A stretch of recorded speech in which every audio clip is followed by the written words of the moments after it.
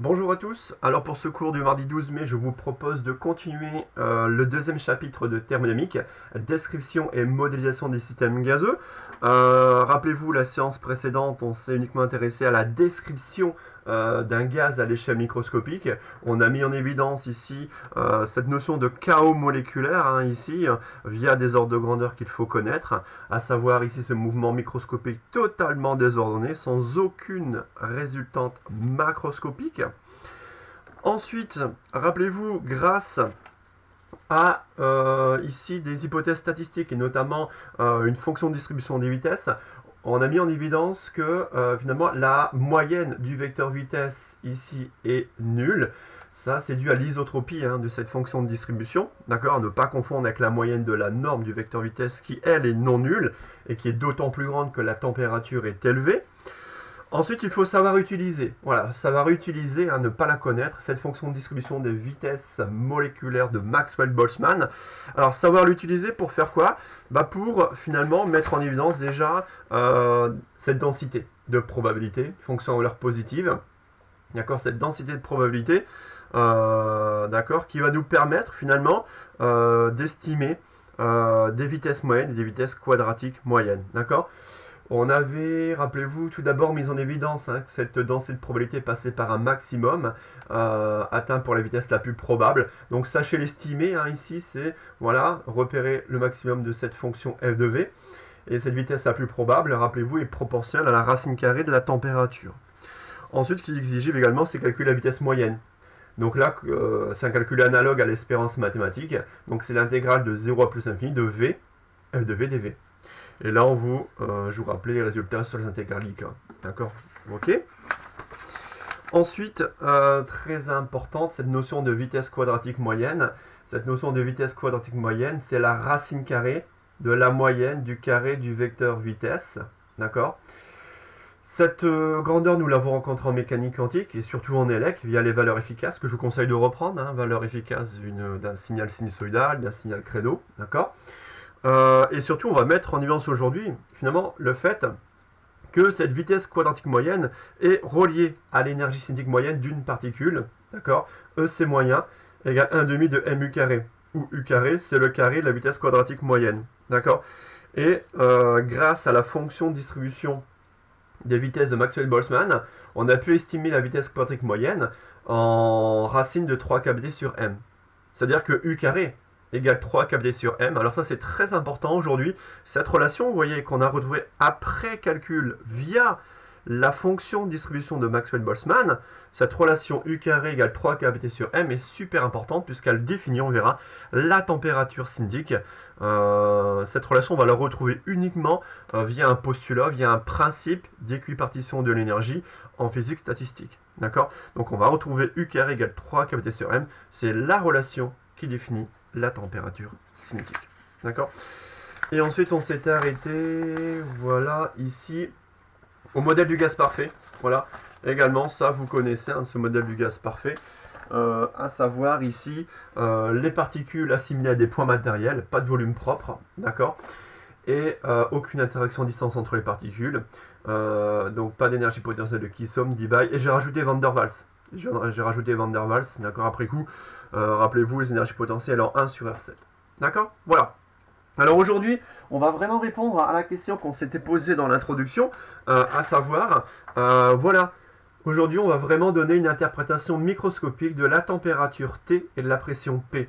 Rappelez-vous, ce sont deux paramètres d'état intensif définis localement à l'échelle microscopique. D'accord? Donc on y va. Le but de la séance, c'est, voilà, dans un deuxième temps, en fait, d'étudier ce qu'on appelle la théorie cinétique des gaz parfaits. Donc grand 2, ça va. Ici, voilà, théorie cinétique des gaz parfaits. Théorie cinétique des gaz parfaits. Et là, je vais découper ici finalement en deux parties. Première partie, interprétation de la pression, finalement, c'est la notion de pression cinétique. Donc dans la théorie cinétique des gaz parfaits, en fait, on va étudier la pression, ici, cinétique, et la température cinétique. D'accord? Voilà. Et on va tout d'abord rappeler une définition ici commune, usuelle de la pression. Ici, c'est la pression d'un gaz exercée sur, par exemple, la paroi d'un système. D'accord? Donc, définition. Alors, voilà. Alors, je vais reprendre ici, vous voyez, bon, un système thermodynamique. Voilà. Ici, constitué d'un certain nombre de particules. Voilà. De gaz. Donc là, on a le système thermodynamique séparé du milieu extérieur par une surface sigma. D'accord? Voilà. Voici le milieu extérieur. Ici, donc, surface fermée sigma. Le système thermodynamique qui est un système gazeux. D'accord? Voilà. Donc on a par exemple N mol de gaz parfait, qu'il soit monoatomique ou diatomique. Après, on précisera. D'accord? Alors, il faut savoir qu'on a, à l'échelle microscopique, le chaos moléculaire. C'est-à-dire qu'on a un mouvement d'agitation thermique totalement désordonné. C'est-à-dire que les molécules vont rentrer en collision avec les parois du système. D'accord? Comme ceci, forcément. Et en fait, il y aura un nombre considérable de collisions entre ces molécules et la paroi. D'accord? Et quand on va mesurer la pression avec un manomètre, finalement, la pression du gaz, finalement, ça sera une grandeur moyenne. En fait, la pression P du gaz, du système thermodynamique étudié, va apparaître comme la force moyenne par unité de surface due au choc des molécules sur la paroi. D'accord? Ça, c'est très important de le comprendre. Donc, on va le noter ici. Donc, la pression P du gaz, ça vous le savez, vous l'avez vu au lycée. Donc, la pression P du gaz apparaît comme étant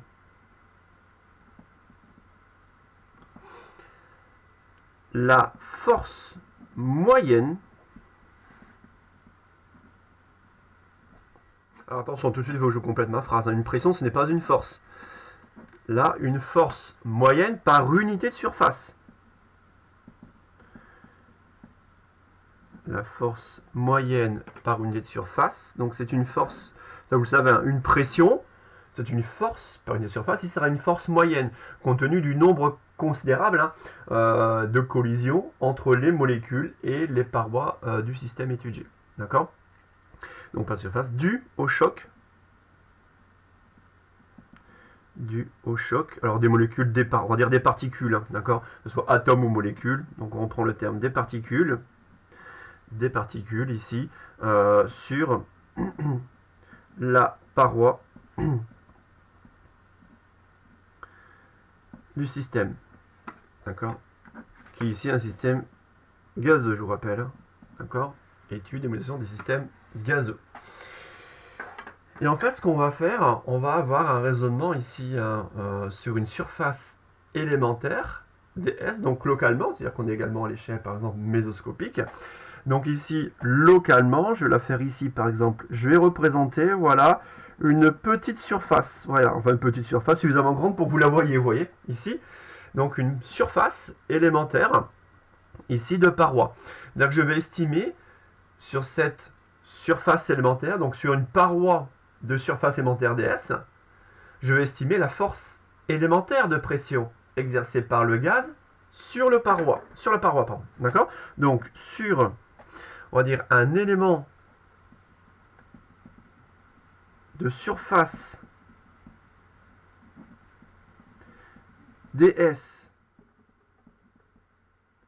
de la paroi, donc on a un raisonnement sur un petit élément de surface, d'accord? Ici.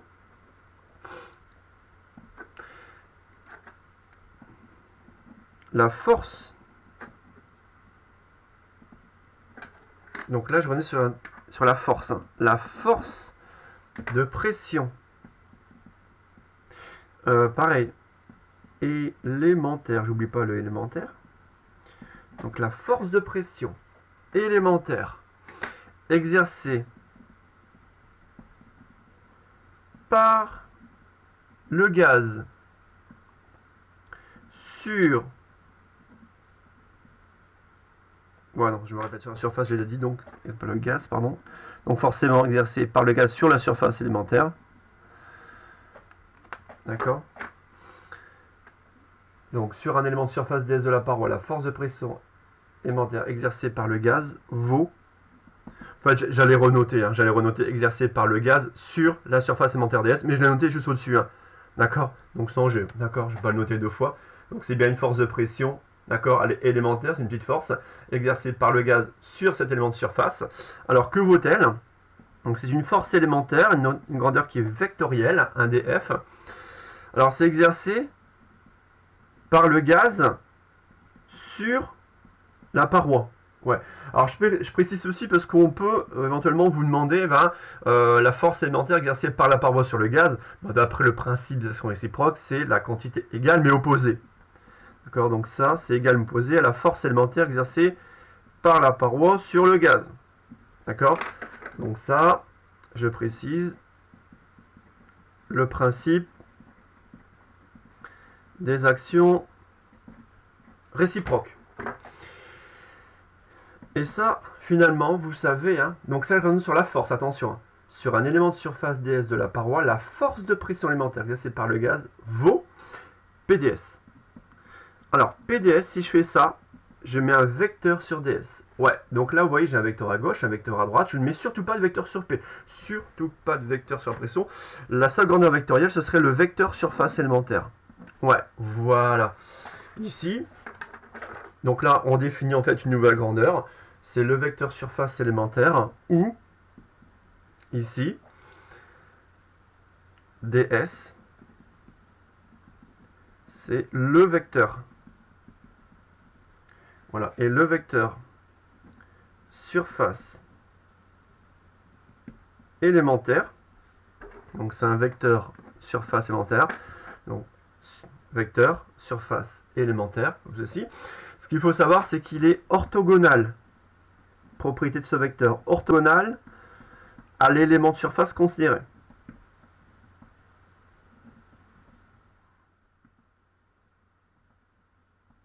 Donc orthogonal à l'élément de surface considéré. Et dirigé vers l'extérieur. Voilà, propriété de ce vecteur surface élémentaire.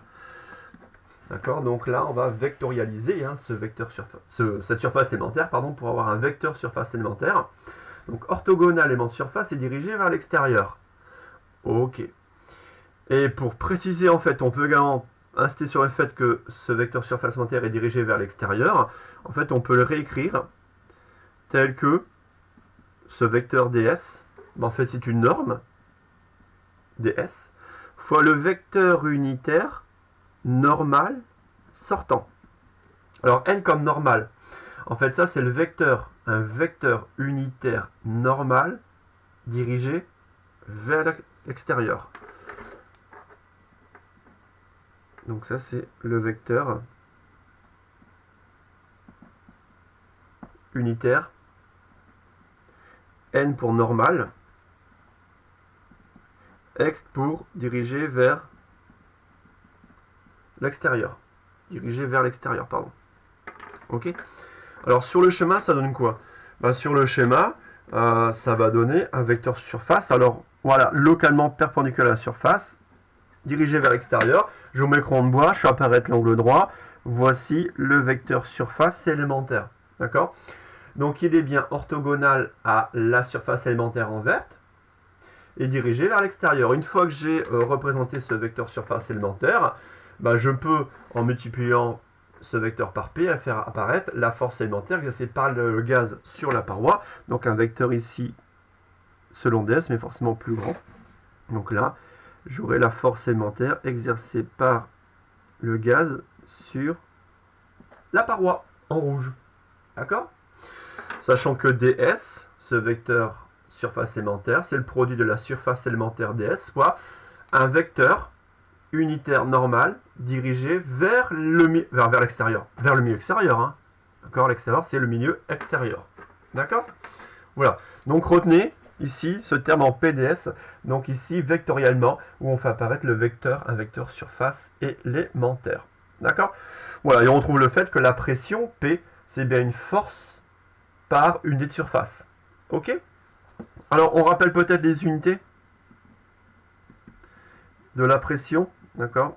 On aura besoin en exo de t'aider. Faites attention ici dans vos unités de pression à bien convertir la pression P en pascal. Ne c'est pas les pressions en bar.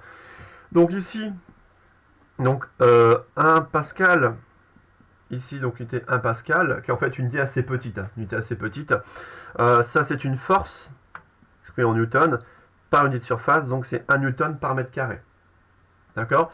Et on rappelle également le fait que 1 bar, voilà, c'est 10 puissance 5 pascal. D'accord? Voilà, 100 000 pascal. Voilà, donc on trouve bien le fait qu'un pascal, c'est une unité pardon, qui est assez petite. Ok? Donc voilà, voilà pour des rappels sur la pression, hein, ici, ici, exercée par le gaz sur une paroi, hein, sur la paroi du système, sachant que là on raisonne d'un point de vue mésoscopique sur une surface élémentaire ds, d'accord, et on fait apparaître forcément un vecteur, ici nouveauté pour vous, on fait apparaître un vecteur surface élémentaire, d'accord? Ok, allez on y va, on est parti pour la grosse démo de ce chapitre, l'interprétation microscopique de la pression, d'accord? Donc petit b ici, hop, je range ça. Alors, ici, voilà. Hop, petit b, interprétation microscopique de la pression. Voilà. Bon. Alors, une belle démonstration qui nous attend ici. Voilà. C'est-à-dire qu'on va ici interpréter ici les chocs des particules sur la paroi. Et ça, on va d'abord le noter, donner ici le fait que voilà, la pression cinétique, c'est n'est autre que la manifestation macroscopique de l'effet des chocs microscopiques des particules sur la paroi. On y va. La pression cinétique, ici, et la manifestation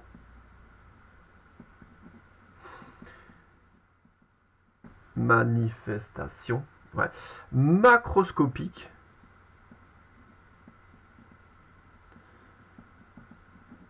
de l'effet des chocs microscopiques des molécules, des particules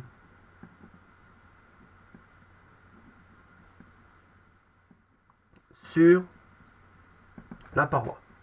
D'accord, donc la pression cinétique, c'est la manifestation macroscopique de l'effet des chocs microscopiques des particules sur la paroi. Bon, alors, justement, on va ici adopter, voilà, une représentation ici idéale. Donc on va définir un modèle, d'accord, un système sur lequel on va faire un bilan. D'accord, on va faire un petit bilan finalement pour établir cette expression de pression cinétique. D'accord, donc une démonstration en 4 étapes. Donc pour l'instant, ce qu'on va faire, c'est représenter. On va faire un schéma relativement grand sur la partie gauche. D'accord, on va représenter, voilà, une paroi, enfin, une partie de la paroi. D'accord, donc ça sera, voilà, une partie de la paroi que je vais supposer, vous voyez, rigoureusement plane et sans défaut. Ouais, alors ça, c'est la première hypothèse du modèle. Alors là, ici, je vais faire le schéma à gauche. D'accord, et je vais définir ici les hypothèses du modèle à droite. D'accord, donc en même temps que je vais faire le schéma, je vais essayer ici de définir clairement les hypothèses du modèle. D'accord, la première, ici, on va considérer une paroi rigoureusement plane. D'accord, alors ça peut justifier localement, même si la paroi est courbe, localement, quand on est suffisamment proche d'une paroi courbe, elle apparaît comme étant plane. D'accord, paroi rigoureusement plane sans défaut. Ok. Bon. Ensuite, Donc cette paroi, il faut bien savoir que cette paroi, elle sépare évidemment le milieu extérieur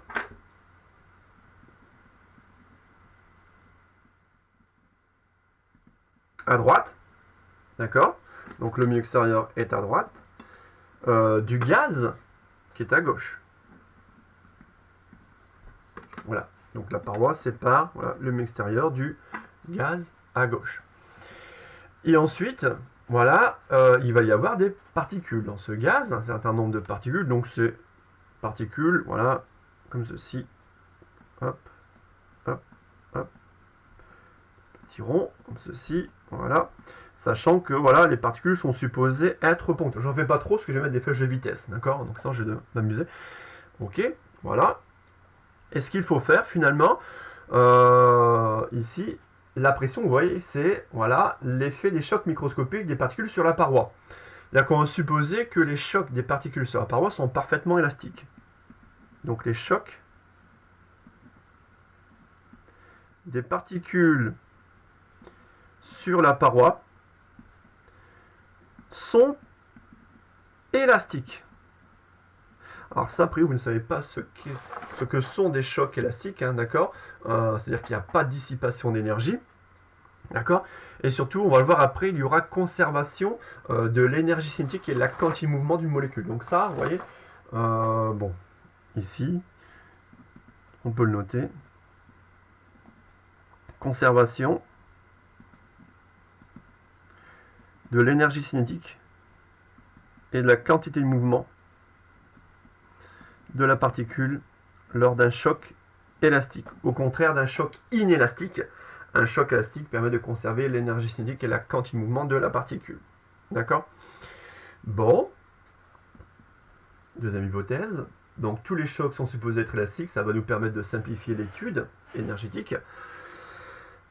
Ensuite, autre hypothèse, on suppose que toutes les particules ont une vitesse de norme égale à U.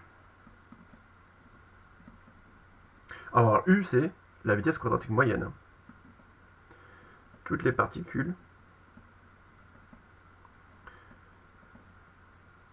ont une vitesse, ici, donc toutes les particules, d'accord, ont une vitesse de norme égale à U, U étant la vitesse quadratique moyenne. Ok. Ensuite, dernière hypothèse, la plus restrictive, hein, d'accord? Pour simplifier l'étude, on va supposer que ici, les particules se déplacent uniquement dans le sens et la direction de l'un des 6 vecteurs unitaires d'un repérage cartésien. Ouais. C'est-à-dire qu'on va avoir... Alors, où est-ce que j'aurai de la place? Je réfléchis, j'anticipe mon schéma plus tard. Je vais faire un repère cartésien. Je peux le faire ici, hein, juste en bas, c'est pas gênant. Voilà, comme ceci. On va pas le perdre de vue, je le mets en bas, c'est pas gênant. Donc ce repérage cartésien, voilà, donc EX, EY, selon la paroi, et je vais mettre un EZ sortant du plan de la feuille, dirigé vers vous. Et bien on va supposer, dans ce modèle très simple, que toutes les particules vont se déplacer selon le sens à direction de l'un des 6 vecteurs unitaires, c'est-à-dire qu'en fait, il n'y a que 6 directions possibles. Plus ou moins EX, plus ou moins EY, plus ou moins EZ. D'accord? Voilà. Donc, ici, toutes les particules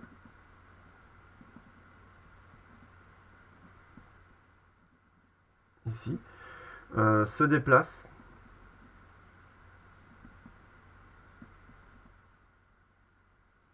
uniquement comment je veux dire, dans le sens et la direction, voilà,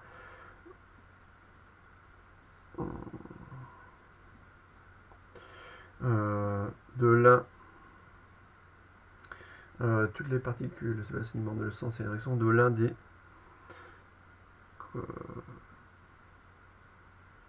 alors c'est bizarre de dire des 6 vecteurs unitaires. Si, oui, allez, si, oui. Je réfléchis en même temps comment écrire la phrase. Ouais. Alors 6 vecteurs unitaires, oui, entre guillemets, tout de suite je l'explique. Hein. Parce que comme j'ai commencé ma phrase, toutes les particules se déplacent uniquement dans le sens et direction de l'un des 6 vecteurs unitaires.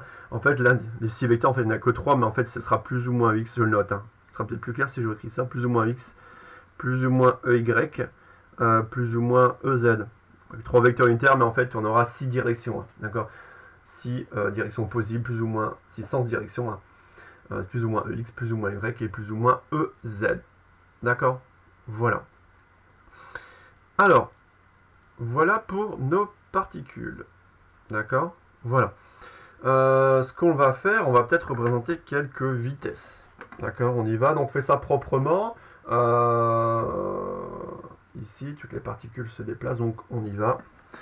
Donc, bon, format levé, ça va aller. Hop, tac. Bon, allez, vous représentez quelques vecteurs vitesse. Tac. Donc, plus ou moins ici. Alors, quand je fais ceci, hein, ça c'est par exemple plus z moins ez pour représenter dans l'espace, plus ou moins. Donc, ça va vers vous. Ça rentre dans le plan de la feuille. Hein, d'accord, pour bien montrer ici la direction plus ou moins ez. Donc elle va vers la paroi, elle s'en éloigne, elle va vers le haut, vers le bas, elle va vers la paroi, et elle va vers la paroi. D'accord? Voilà, donc pas d'autres possibilités pour ici le déplacement des particules. Ok? Voilà. Voilà les hypothèses du modèle. Maintenant, le système étudié. Donc première étape, définition du système. Donc première étape, on va définir clairement. Première étape, voilà. Définition.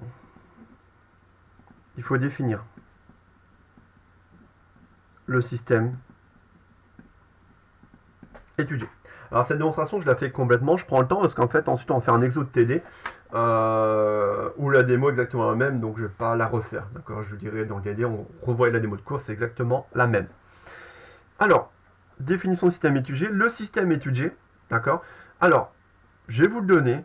En fait, on va estimer, d'accord, le nombre élémentaire de particules. Vous voyez, le nombre élémentaire de particules qui entrent en collision, non pas avec cette surface ici totale, d'accord, partielle de paroi, mais avec une surface élémentaire. C'est-à-dire qu'on va considérer une surface élémentaire de paroi. Alors, surface élémentaire, bien évidemment, je vais faire quelque chose de relativement grand ici. Hein, puis je vais essayer de prendre des molécules, voilà, ici, des particules comme ceci, entières. Là, ben, je vais prendre, vous voyez, ceci, ben, ça tombe bien. Vous voyez, ça, je vais prendre un élément de surface ds. Ça sera, je vous l'accorde, il est relativement important, d'accord, mais voilà, au moins ça mérite d'être clair. Et là, vous voyez, je vais considérer, voilà, ceci, cet élément de surface ds de la paroi. Et vous voyez, cet élément de surface ds de la paroi, je peux lui associer un vecteur surface élémentaire, ici qui est orthogonal à l'élément de surface considéré, et dirigé vers le milieu extérieur. Donc là, on y va, en son centre, 3, 1,5, d'accord. Là, j'ai le vecteur surface élémentaire. Donc là, je peux représenter ds égale ds fois le vecteur ici unitaire normal sortant vers l'extérieur. D'accord? Donc je répète, le système étudié, finalement, ce sera quoi? Ça sera le nombre élémentaire de particules qui rentrent en collision avec cet élément de surface ds entre deux instants finiment proches. D'accord? Donc ça, on va le noter, c'est très important. Donc le système étudié, ça sera un nombre, c'est le nombre élémentaire que je vais noter dn. D'accord, nombre élémentaire dn de particules qui entrent en collision avec, ici, pareil, on va noter avec l'élément de surface ds de la paroi. Donc on prend un petit élément de surface ds de la paroi. Et bien sûr, pour avoir ce petit nombre de particules qui rentrent en collision avec un petit élément de surface, on va considérer deux instants infiniment proches. Donc entre t et t plus t. Vous voyez, on retrouve finalement, vous voyez, un raisonnement ici élémentaire. Entre deux instants infiniment proches, on va dénombrer le nombre élémentaire de particules, d'accord, qui entrent en collision avec un petit élément de surface entre deux instants infiniment proches. D'accord? Bon. Alors justement, là il faut dénombrer. Pour ça qu'il faut avoir un schéma ici relativement correct. Quel est ce nombre de molécules? Donc là on pourra définir le système. Et bien, quand on regarde le schéma, bah, ce nombre de molécules, ce nombre élémentaire de molécules, qui pendant la durée en fait d'été, hein, en fait, pendant la durée d'été, donc ce nombre de molécules qui pendant la durée d'été vient frapper cet élément de surface, bah, ce nombre, où sont ces molécules? Bah, ces molécules sont contenues où? Bah, finalement dans un cylindre. Hein. Le cylindre ici, je vais faire apparaître un cylindre en vert. On va essayer de faire ça proprement. Ouais. D'accord. Voilà. Ouais. En pointillé, on va faire ça en pointillé. Tac. Hop. Allez, ça là, on va l'inclure. Hop. De justesse, elle rentre à l'intérieur. Ok, mais de toute façon, elle n'aura pas le bon sens, la bonne direction pour venir choquer, entrer en collision, pardon, avec la paroi. Bon, voilà. C'est-à-dire que finalement, le nombre élémentaire de molécules qui, entre T et T plus T, viennent ici entrer en collision avec la paroi, sont celles contenues dans ce cylindre. Ce cylindre, vous voyez, de surface, de base, la base vaut ds. Et quelle est la longueur de ce cylindre? Ben, la longueur de ce cylindre, entre t et t plus dt, eh ben, elle est liée à la vitesse quadratique moyenne. La longueur de ce cylindre, elle vaut quoi? Elle vaut u dt. Entre t et t plus dt, la distance parcourue, ici, d'accord, on aura, alors je vais noter ici, où est-ce que j'aurai un peu de place là par exemple? Voilà. Là j'aurai voilà, la distance u dt. D'accord? Où u est la vitesse caractéristique des particules. Toutes les particules ont la même vitesse de norme égale à u, la vitesse quadratique moyenne. D'accord? Et donc, ici, la distance élémentaire parcourue par la molécule entre t et t plus dt, donc pendant la durée dt, à la vitesse u, vaut u dt. Ça, c'est la distance élémentaire parcourue par une particule, par exemple, de vitesse caractéristique u, pendant la durée dt. D'accord? Et voici ce cylindre. Bah, là, voilà. Alors ça, on va le noter. Je dis, on va le noter, c'est important. Ici, donc, sachant que oui, elles viennent frapper la surface après leur dernier choc. D'accord? Donc, les particules, voilà, qui, pendant la durée élémentaire dt,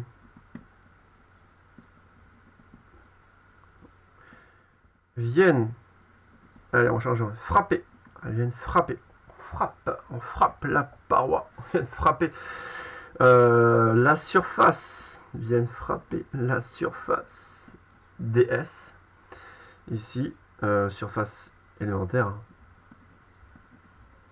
de la paroi, après, évidemment, c'est-à-dire qu'elles viennent frapper la paroi après leur dernier choc. Après leur dernier choc, ces molécules, ces particules sont contenues, voilà, dans un cylindre de base ds, ouais, et de longueur udt.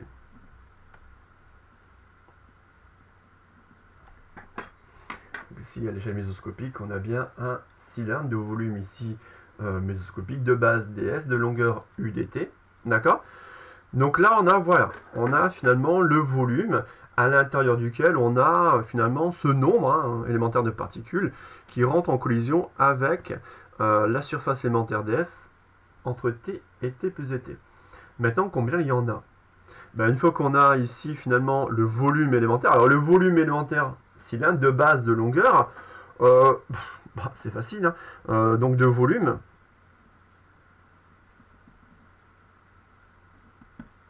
élémentaire, le volume élémentaire, je vais pas entrer de notation supplémentaire, le volume élémentaire il vaut quoi? Il vaut ds u dt. Voici le volume élémentaire du cylindre à l'intérieur duquel on a nos particules. Maintenant, combien il y en a? Bon, sachant qu'au total, vous voyez, il y a une densité particulière qui vaut n étoiles. Donc, dans ce gaz, j'ai une densité particulière de n étoiles. Bon, bah, c'est facile, hein. Ce cylindre, voilà, contient donc n étoiles, ici, fois ds udt. Voilà, particules qui nous intéressent. D'accord? Donc ici, ce cylindre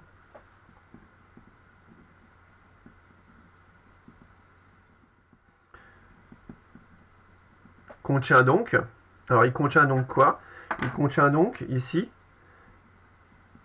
n étoiles fois ds u dt particules.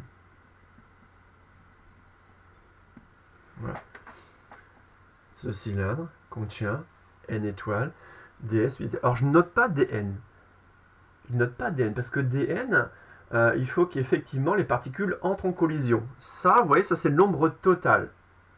D'accord? Alors, ça c'est un nombre. Alors pourquoi, même en faisant par unité, ça, même si c'est un volume élémentaire, ça s'exprimera en mètres cubes. Ça c'est par mètre cube. C'est sans dimension, c'est bien ici un nombre de particules. Mais c'est le nombre total. Ici, contient donc ici particules, on va dire ici au total. C'est-à-dire que ce sont toutes ces particules. Mais par contre, toutes ces particules ne vont pas rentrer en collision avec la paroi. Oui, celle-ci, dirigée selon plus EZ, ne va pas y rentrer. Celle-ci, selon moins EZ, non plus. Celle-ci, selon plus Y, elle va pas rentrer. C'est-à-dire qu'on suppose qu'elle n'a plus de collision après. D'accord? C'était après leur dernier choc. Là, elle va continuer, on ne va pas rentrer en collision avec la paroi. Là, selon moins Y, elle ne va pas rentrer en collision avec la paroi. Seule cette particule-là, finalement, on peut finalement voilà, nous dire qu'il n'y en a qu'une qui va rentrer en collision. C'est laquelle? C'est celle-ci. D'accord? Seule cette particule va rentrer en collision avec la paroi, puisqu'elle a la bonne vitesse. En sens, en direction, elle est dirigée vers la paroi. Les autres, non. C'est-à-dire que là, quand je dis que voilà, ce cylindre contient n étoiles ds udt particules, ouais. Mais il faut uniquement prendre ici les bonnes vitesses, entre guillemets, en sens et en direction, pour la bonne vitesse. C'est-à-dire que seul 1/6, en fait. D'accord? Alors là, je ne raisonne pas sur... C'est arbitraire ce que j'ai mis. Parce qu'en fait, il faut raisonner par rapport à ceci. Je ne vais garder que les particules qui ont la bonne vitesse en direction et en sens, c'est-à-dire que celles qui sont plus x, donc c'est 1/6 de toutes ces particules précédentes. Donc ça, on va le noter. Mais, seul 1/6 d'entre elles, alors le 1/6, ce que je prends selon plus x. Alors pourquoi 1/6? Rappelez-vous l'isotropie de la distribution des vitesses. Donc 1/6 d'entre elles auront, on va dire, la bonne vitesse en direction et en sens, il n'y a pas de S, et en sens, selon plus EX, ouais, voilà, c'est-à-dire qu'on va éliminer toutes les molécules qui ont une vitesse selon moins EX, plus ou moins EY, plus ou moins EZ. Leur nombre, c'est-à-dire que finalement, le système étudié, on en déduit alors le nombre que l'on recherche. Pour définir notre système, voilà, notre système est clairement défini. C'est un nombre élémentaire de particules. Et ce nombre élémentaire de particules contenu dans ce cylindre vaut dn. C'est 1/6 de n étoiles ds u dt. Voilà. Voici le système étudié. D'accord? Voilà. Qui est en fait un système fermé. D'accord? Système fermé auquel on pourra appliquer les lois, les théorèmes de la mécanique. D'accord? Voilà. Donc voilà, 1/6 de n étoile ds udt. Vous voyez, on a pris comme le temps de définir ce système. Je ne vais pas le refaire chaque fois en exo. C'est relativement long. C'est une belle question de cours, une belle démonstration. avec des hypothèses d'études assez restrictives, mais qui ont le mérite de donner quand même un bon résultat. D'accord? Donc voilà le système étudié. Maintenant, ce qu'on va faire dans un deuxième temps, c'est estimer, ici faire un bilan de quantité de mouvement, d'accord? Calculer la variation du quantité de mouvement de ce système-là entre deux instants finalement proches. C'est-à-dire que voilà, quand on aura les bonnes particules, ici, quand les bonnes particules, donc elles auront la bonne vitesse en sens et en direction, quelle est la variation de la vitesse et donc quelle est la variation de la quantité de mouvement avant et après le choc. C'est-à-dire que particule incidente, d'accord, vient de frapper la paroi, et ensuite il y a ici une réflexion, tac, conservation ici de l'énergie cinétique et la quantité de mouvement, donc conservation de la norme de la vitesse, après un choc élastique, il n'y a pas de dissipation d'énergie, donc on peut estimer finalement la variation de quantité de mouvement de chacune des particules. Alors ce qu'il faut savoir, c'est que grâce au choc élastique, la collision d'une particule avec la paroi, ici, celle-ci, c'est la seule d'ailleurs sur mon schéma, avec la paroi, va entraîner uniquement une modification du sens du vecteur vitesse. Sa norme reste constante. D'accord? Ça, c'est lié à la propriété d'un choc élastique, l'hypothèse, pardon, d'un choc élastique. D'accord? Et une fois qu'on aura finalement établi la variation de quantité de mouvement, on sera capable d'estimer finalement le transfert de quantité de mouvement, d'accord, de l'ensemble de ces particules, de ces bonnes particules, à la paroi. D'accord? Donc on y va. Deuxième temps, petit 2. On y va calmement, pareil, on prend le temps. Ici, petit 2. Calcul de la variation. Voilà. De la quantité de mouvement du système. Étudié. De la quantité de mouvement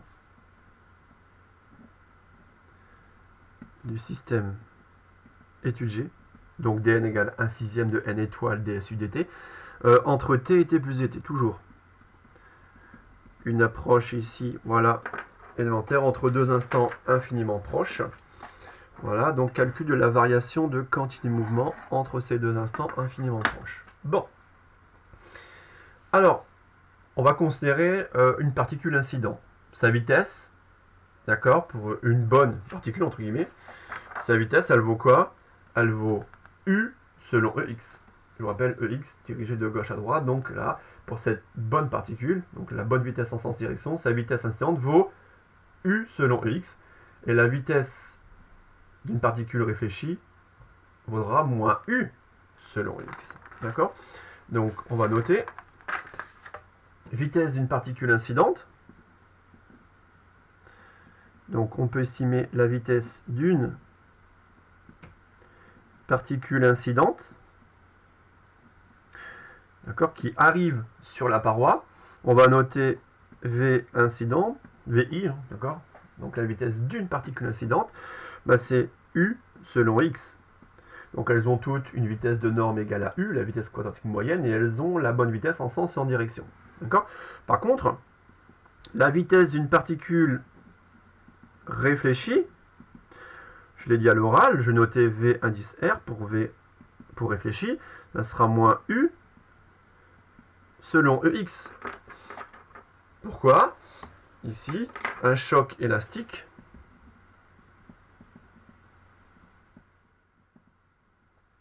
d'accord, nous dit, implique finalement que, voilà, la collision, je vais le noter, c'est important, la collision d'une particule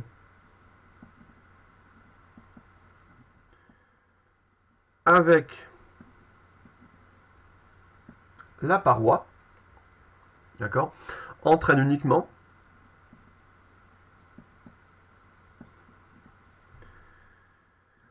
une modification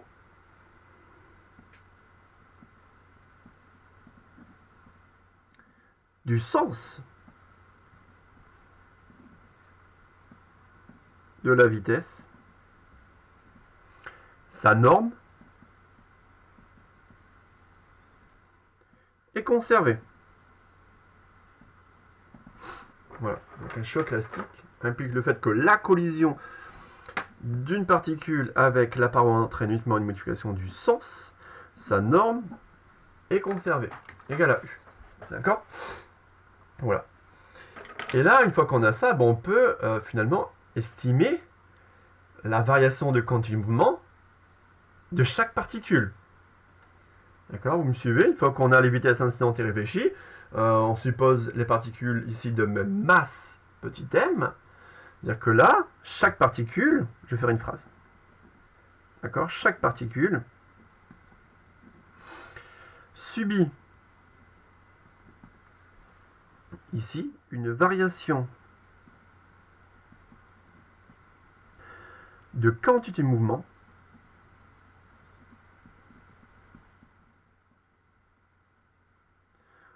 je vous rappelle, on ne prend que les bonnes particules. Donc chaque particule subit alors une variation de quantité de mouvement qui est d'une grandeur vectorielle, rappelez-vous P égale mv.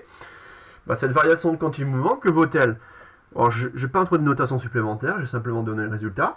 Ça sera la masse de la particule fois la vitesse de la particule réfléchie, donc mvr, moins m fois vi, vitesse de la particule incidente. Et si on fait ça, donc on aura moins muex, ça fait moins 2muex, moins 2muex. Ça c'est bien, c'est-à-dire que chaque particule subit cette variation de quantité de mouvement. Ça veut également dire qu'elle va transférer à la paroi la quantité opposée. Si vous êtes capable d'estimer la variation de quantité de mouvement de chaque particule, vous êtes capable également de donner le transfert de quantité de mouvement, d'accord, que chaque particule, un transfert de quantité de mouvement de la particule à la paroi, d'accord, et transfert donc, comment on va noter, à la paroi, voilà, à la paroi. Alors, pareil, à la paroi, c'est, je précise, hein, ici, c'est l'élément de surface ds, un contenu de notre système étudié, on est bien d'accord. Transfert donc à la paroi, je vais mettre entre guillemets, hein, c'est bien l'élément de surface ds. La quantité opposée.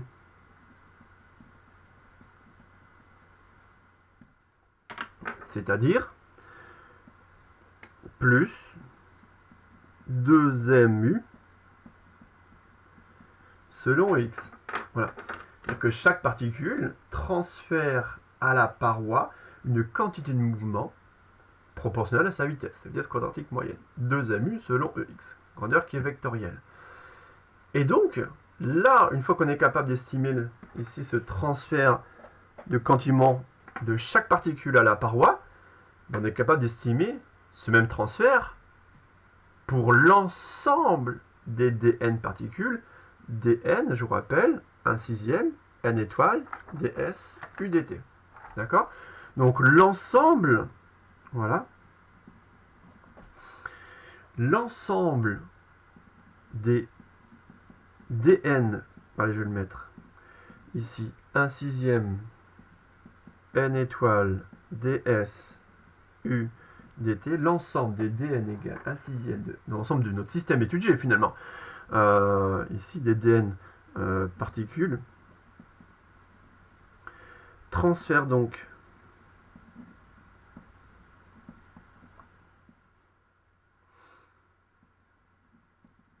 pareil entre t et t plus dt et transfère donc à l'élément de surface ds de la paroi la quantité de mouvement élémentaire, la quantité de mouvement élémentaire, et là je vais introduire une notation obligatoirement forcément, donc une quantité de mouvement élémentaire, je vais noter dp, d'accord? Donc là c'est l'ensemble. Précédemment on a évalué le fait que chaque particule, d'accord, transfère à la paroi cette quantité là, maintenant c'est l'ensemble des particules de notre système, d'accord, transfère donc entre les deux instants finalement proches à cet élément de surface de la paroi la quantité de mouvement élémentaire. Cette quantité de mouvement élémentaire, que vaut-elle? Ça sera dp. Voilà, je note simplement dp. dp c'est quoi? C'est ceci fois dn. Donc ce sera ici dn fois 2mu selon ex, d'accord? Chaque particule transfère ceci, et j'ai dn particules, bon. Donc on a 2 fois 1 sixième, ça fait 1 tiers. Donc 1 tiers de n étoiles. On a m. Alors faites attention, on aura du u carré. On aura du u carré. On aura du ds. On aura du dt et on aura du ex. Alors on vérifie si tout est là. dn, 1 sixième fois 2, ça fait 1 tiers. n étoile, ds, dt. D'accord? Ex et u carré fois m. C'est bon. Voilà. Voilà. Pour ce petit bilan de quanti-mouvement. Ici. Bon. Bien. Alors, une fois qu'on a ça, on peut estimer, voilà, la force, ici, élémentaire, exercée par le gaz, par le système, sur l'élément de surface. Donc, troisième étape, calcul de la force élémentaire exercée par le système étudié, constitué d'ADN particules, sur l'élément de surface ds, toujours, entre t et t plus dt. D'accord? Donc, calcul de la force élémentaire exercée par le système sur l'élément de surface ds entre t et t plus dt. D'accord? Voilà, on a fait le plus dur. Si vous rapportez ce transfert de quanti-mouvement qui est d'une grandeur vectorielle à la durée élémentaire dt, si vous faites dp sur dt, ça c'est quoi? C'est la loi de quanti-mouvement. Hein, d'accord? Ça vous donne la force élémentaire exercée par le système sur l'élément de surface. D'accord? On va juste préciser, il suffit juste de préciser que ds, ici on l'a dit, ds, vecteur ici surface élémentaire, dirigé selon ex, hein, regardez votre schéma. Pardon.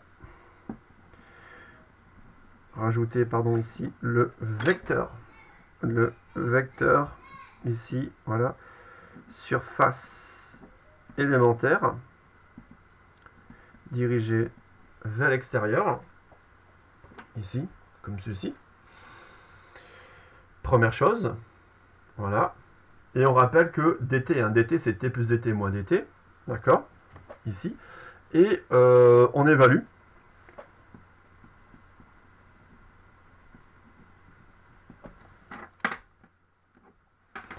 On évalue quoi?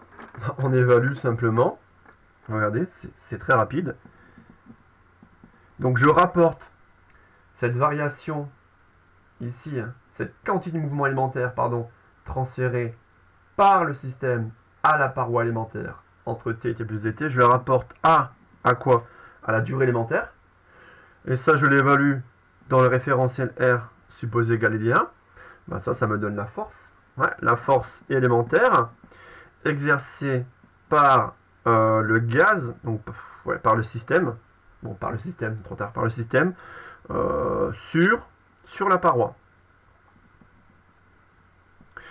De toute façon, j'ai bien mis une notation élémentaire, donc vous comprenez, hein, c'est bien ici le système étudié sur l'élément de surface ds. Hein. C'est une force élémentaire qui s'exerce sur un élément de surface ds, hein, sur la paroi, d'accord, vous aurez compris.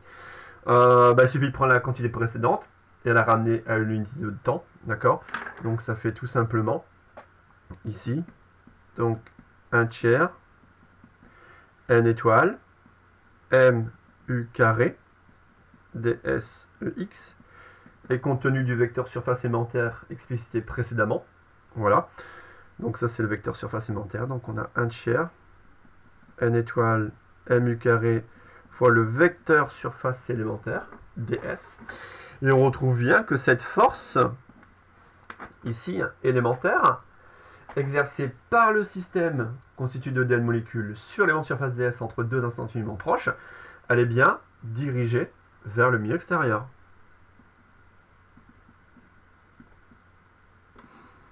Dirigé vers le milieu extérieur compte tenu de l'orientation du vecteur surface élémentaire. Ok. Bon, c'est fini. C'est fini, parce qu'une fois que vous avez la force élémentaire, pression du gaz, hein, d'accord, on y va. Donc pression cinétique.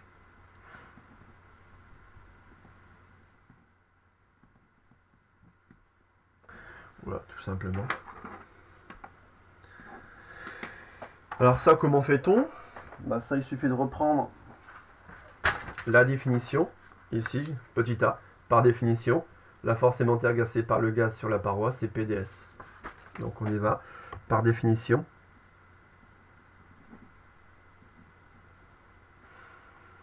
Par définition ici, de la pression.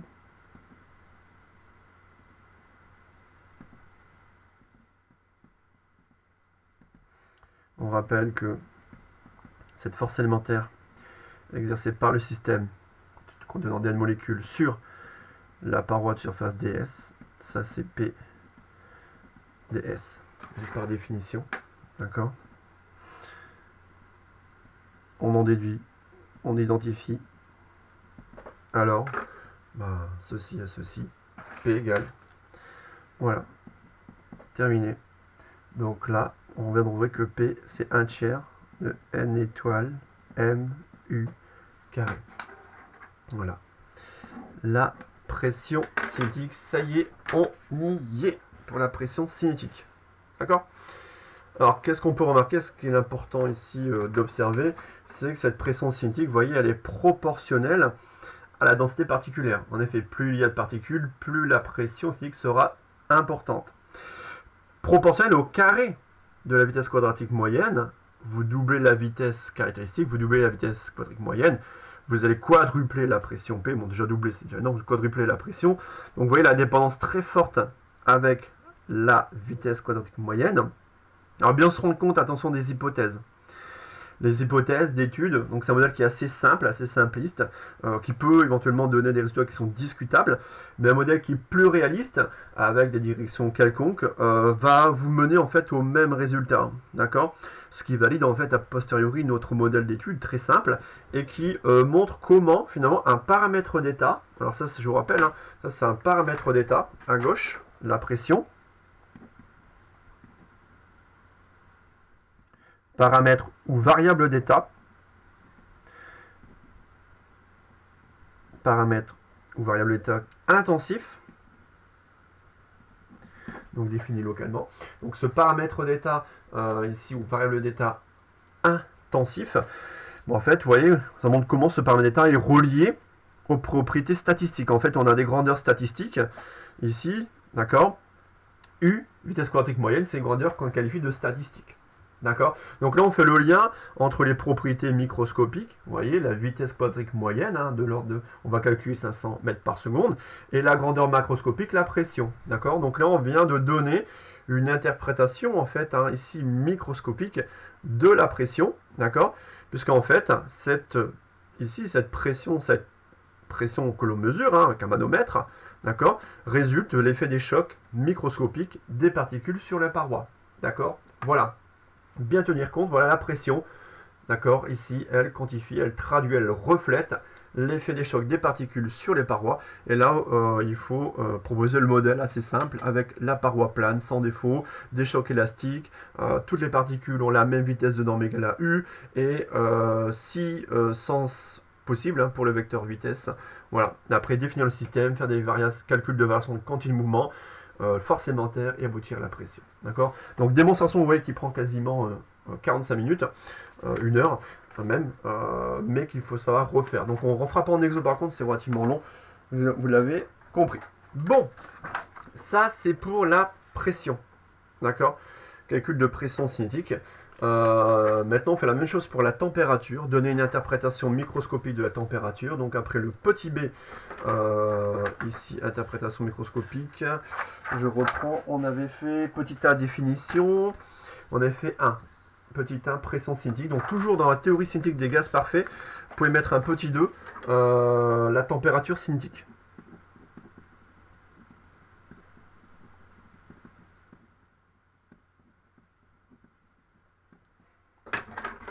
Petit 2, température cinétique. Alors, pareil, là, bon, ce sera plus rapide, on va donner une définition. Alors ici, c'est plus simple également. D'accord? L'étude est plus simple. Définition, ici. Voilà. Alors, la température cinétique. Alors, cinétique, hein, c'est lié à la théorie cinétique des gaz. D'accord? Donc, lié à leur vitesse, au choc, hein, à l'agitation thermique. Donc, température. Hein. Je dis donc température cinétique, ici, est une grandeur macroscopique.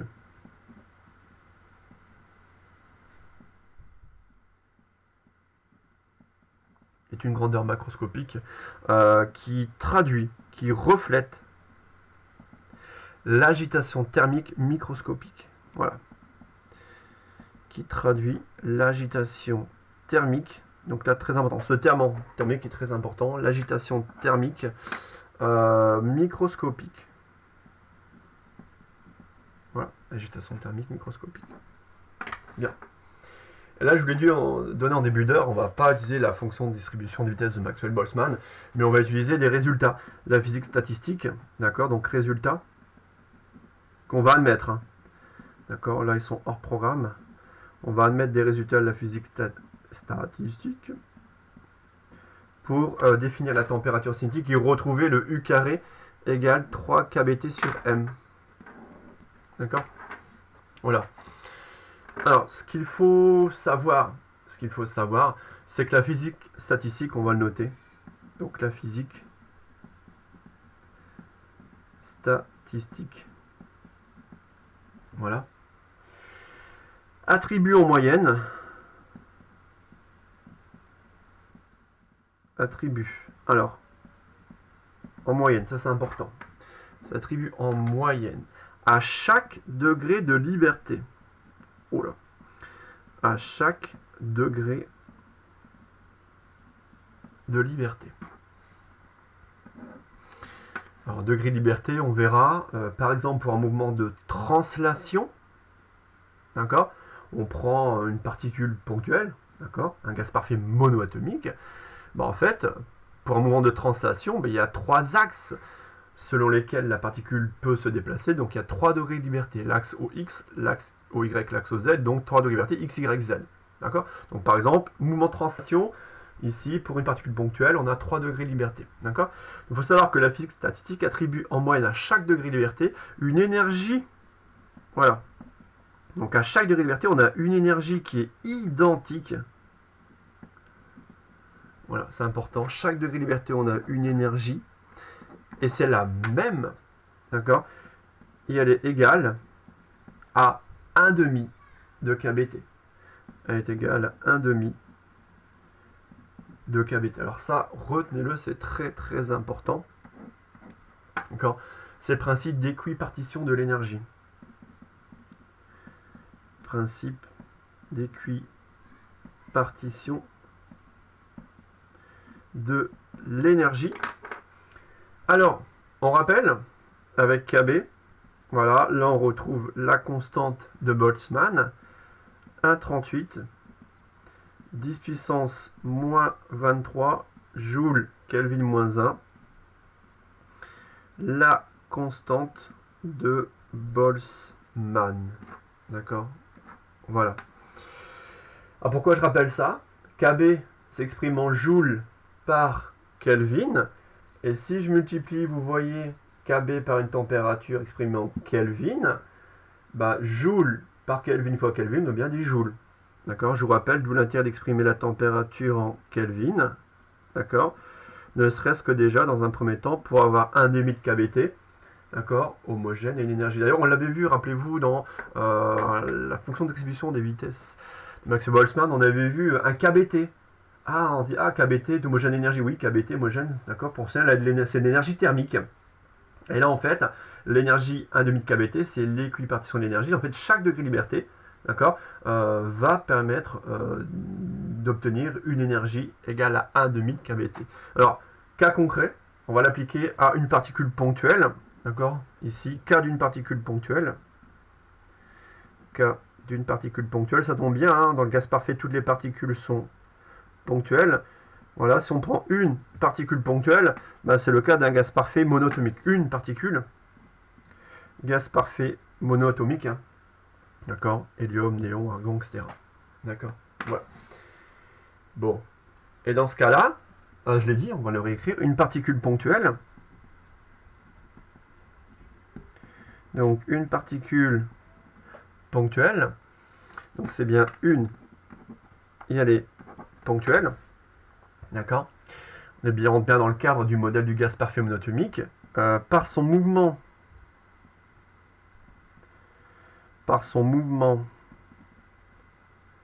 de translation, voilà, il y a un mouvement de translation, possède 3 degrés de liberté. Voilà. Et en fait, ces 3 degrés de liberté, ce sont en fait les 3 axes, par exemple du repère cartésien, hein, OX, OY, OZ, 3 axes selon lesquels la particule peut se déplacer. D'accord? Et là, qu'est-ce qu'on fait ensuite? En fait, si la particule ponctuelle peut se déplacer via ce mouvement de translation, on peut évaluer l'énergie cinétique moyenne de translation. Alors, une particule de masse m, évidemment. Donc, on évalue. Alors, l'énergie cinétique moyenne. Donc, très important, énergie cinétique moyenne de translation de la particule de masse petit m. Et cette énergie cinétique de translation, que vaut-elle? Alors ça c'est très important. On va retrouver un résultat qu'on avait établi à la séance précédente. C'est la moyenne de l'énergie cinétique. Donc c'est la moyenne de 1,5 de m v carré. Je sors tout ce qui est constant. Ce qui est constant. Les termes ici pour lesquels je ne vais pas indicer sur i, hein, d'accord, forcément. Donc particule de masse m. Et là, on retrouve la moyenne du carré du vecteur vitesse. Ben, ça, c'est quoi? Ça, c'est la vitesse quadratique moyenne au carré. 1,5 de mu carré. Ouais. Et, donc ça, c'est ce qu'on a vu ensemble précédemment, montrer que finalement, la vitesse quadratique moyenne est reliée à l'énergie cinétique moyenne. Et en fait, c'est dans le cas d'une particule ponctuelle. En fait, si, voilà, cas d'une particule ponctuelle, là, on a un mouvement de translation. 3 degrés de liberté. D'accord? 3 degrés de liberté, je n'ai pas noté, mais ici, voilà. Ce qu'on a souligné, c'est très important. Ça d'une part, et d'autre part,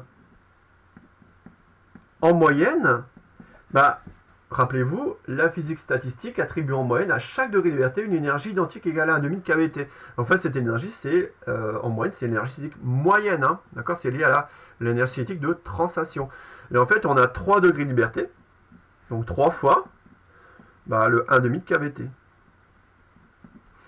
Ça, par équipartition de l'énergie. Voilà. C'est-à-dire que l'énergie cinétique moyenne de translation vaut à la fois 1,5 de mu carré et vaut 3,5 de kBT. Voilà. Voilà. Être capable de retrouver très rapidement le revoir en exo le fait que 1,5 de mu carré égale 3,5 de kBT. Donc u carré. Je vais multiplier par 2 et je divise par m. Il va nous rester 3 kBT sur m. Le nombre de 3 kBT sur m. Voilà. Et on retrouve le même résultat que l'on avait établi lors du calcul de la vitesse quadratique moyenne. En fait, là, on cherchait, dans le cours précédent, on cherchait à déterminer l'expression de la vitesse quadratique moyenne pour, ici, une fonction de distribution de vitesse moléculaire donnée, celle de Maxwell-Boltzmann.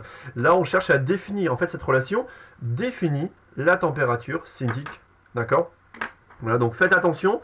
KB, donc KB c'est en joules par Kelvin, température en Kelvin, je le répète une nouvelle fois, température en Kelvin, surtout pas en degrés, la masse en kilogrammes, comme d'habitude. Cette relation ici définit la température cinétique, qui est le reflet de l'agitation thermique microscopique. Donc elle définit la température cinétique. D'accord? Et surtout, j'ai noté, elle reste valable pour les gaz parfaits polyatomiques. Et reste valable pour les gaz parfaits polyatomiques. Donc, voilà. Essentiellement des gaz parfaits diatomiques. D'accord? Après, les gaz parfaits triatomiques, l'ozone, pourquoi pas. Mais là, c'est-à-dire qu'on peut généraliser, étendre ce résultat-là, U carré égale 3 capté sur M, d'accord, à des gaz parfaits diatomiques, dans la mesure où elle définit la température cinétique. Elle traduit l'agitation thermique microscopique, d'accord, ici. Donc T égale, voilà, MU carré sur 3KB. Ok? Alors, application numérique. Voilà. On peut estimer, grâce à ça, voilà, pour, par exemple, O2, d'accord, ici, le dioxygène, l'état gazeux, la vitesse quadratique moyenne à température ambiante. D'accord? Donc ici, à 298 Kelvin, la masse d'une molécule de dioxygène, alors environ égale, on néglige la masse des électrons, devant ici celle des nucléons, donc on en a 32. La masse d'un nucléon, c'est 1,67 10 puissance moins 27 kg, KB est donné, d'accord? Voilà, donc on peut estimer, voilà,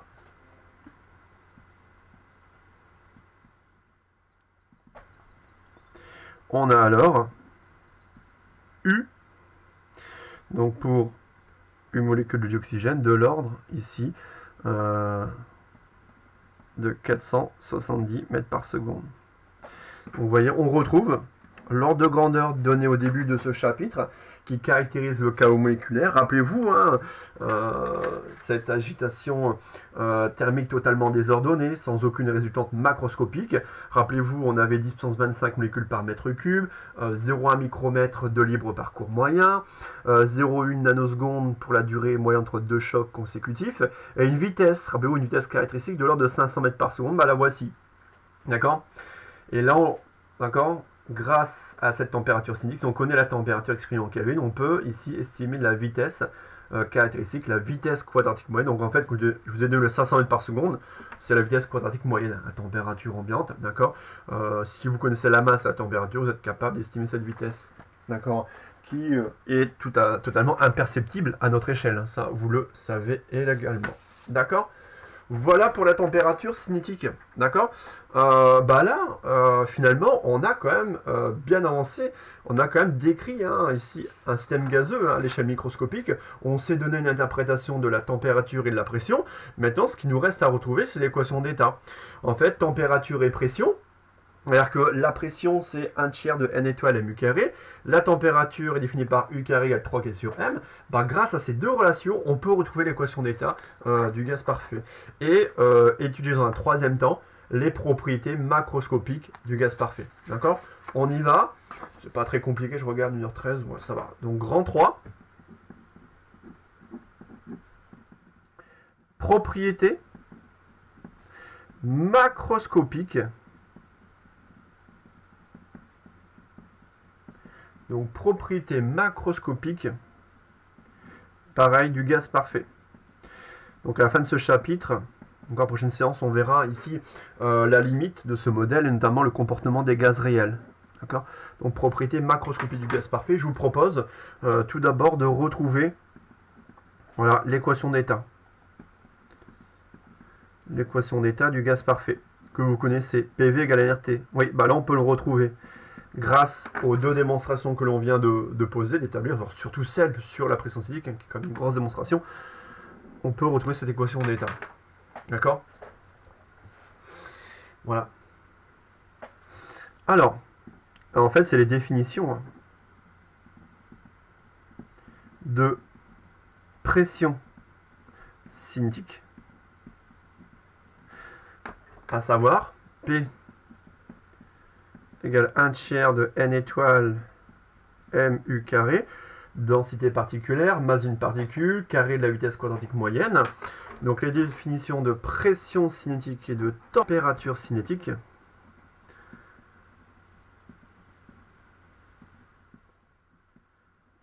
Via, on vient de le voir, U carré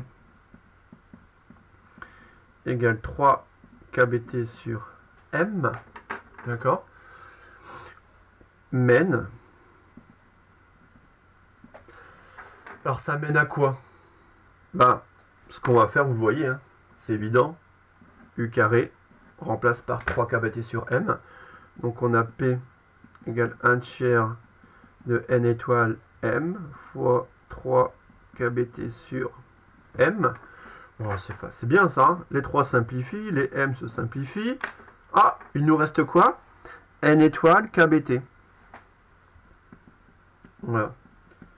Et en fait, ça, c'est déjà l'équation d'état du gaz parfait, hein. C'est-à-dire que là, P égale N étoile kBT, ben, c'est une autre forme de l'équation d'état que vous connaissez. D'accord? Donc, équation d'état du gaz parfait.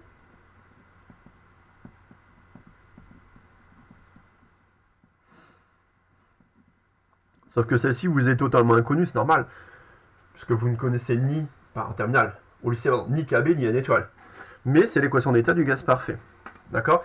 Alors, l'équation d'état, c'est une équation entre les paramètres d'état.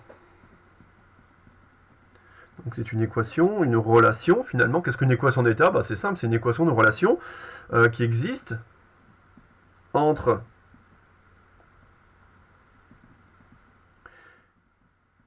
les paramètres d'état lorsque le système est à l'équilibre. D'accord? Voilà. Et en fait, là, on a la relation entre pression-température. On a N étoile kBT. N étoile kB. Où N étoile, c'est la densité particulière et kB, la constante de Boltzmann. D'accord? Donc ça, dans certains exos, on fait travailler sur ça. On fait travailler sur P égale N étoile kBT. Qui est en fait, voilà, l'utilisation des deux définitions de pression et température cinétique. D'accord? Mais ça vous est totalement inconnu. Ok? Bon, on va peut-être préciser, en fait, là, on va peut-être retrouver PV égale NRT. Il manque la donnée sur le volume, mais le volume, la donnée est indirecte. Elle est donnée dans N étoile. Pour une densité particulière supposée homogène, donc on va préciser N étoile et KB, déjà ici, avec la densité particulière,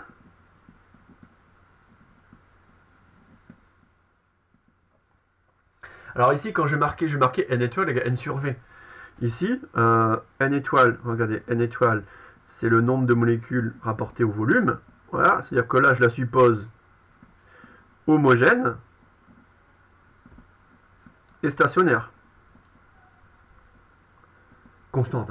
On avait vu, rappelez-vous, la densité particulière, N étoile, dépend du point M à l'instant T, définie localement à l'échelle mésoscopique. Là, si j'écris N étoile égale N sur V, je suppose homogène et stationnaire. D'accord? Je veux retrouver un PV égale RT, attention. Donc la donnée sur le volume, elle est là, dans N étoile. D'accord? Et ensuite, la constante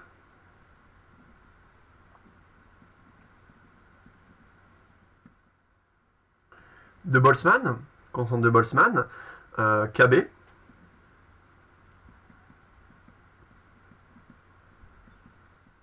1,38 10-3 joules KB-1, d'accord? Et là, en fait, voilà, je ne l'ai pas encore donné. Il y a une relation, en fait, entre les trois, on va dire, bon, il y a trois constantes. Bah non, il y a deux constantes fondamentales en thermo, on va dire pour l'instant, c'est KB et R. Et en fait, il y a une relation entre la constante des gaz parfaits R et la constante de Boltzmann, KB. Et en fait, il faut savoir, on peut le retrouver par les unités, il faut savoir que R, constante des gaz parfaits, R, égale KBN1. Voilà, R égale KBN1. Ça, retenez-le, c'est utile. Elle est utile, cette relation. Elle est utile. Alors, utile, enfin à retenir, ou à retrouver. Hein. Pourquoi unité R, R, R, R. Rappelez-vous, R, on a des joules, K-1, mol-1. Ouais. KB, joule, K-1. Na, mol-1. Voilà. Ok. Voilà. Alors, on réécrit. P égale N étoile KBT. Alors, P, N étoile, c'est N sur V. KB, R sur NA, fois T. Ok. Qu'est-ce qu'il apparaît? N sur NA. N sur NA, rappelez-vous au cours de chimie, N sur NA, je divise le nombre de particules sur la constante d'Avogadro. J'obtiens quoi? J'obtiens la quantité de matière. N exprimé en mol. Donc là, on aura N RT sur V. Voilà, puis fini. Hein. D'où pression-volume. Le produit pression-volume égale NRT. PV égale NRT. Bien, très bien. Puis en fait, l'équation d'état, ici, des gaz parfaits que vous connaissez, qui ne contient que des grandeurs macroscopiques. Il n'y a plus de grandeur statistique ici, hein, d'accord? Bon. Donc PV égale NRT.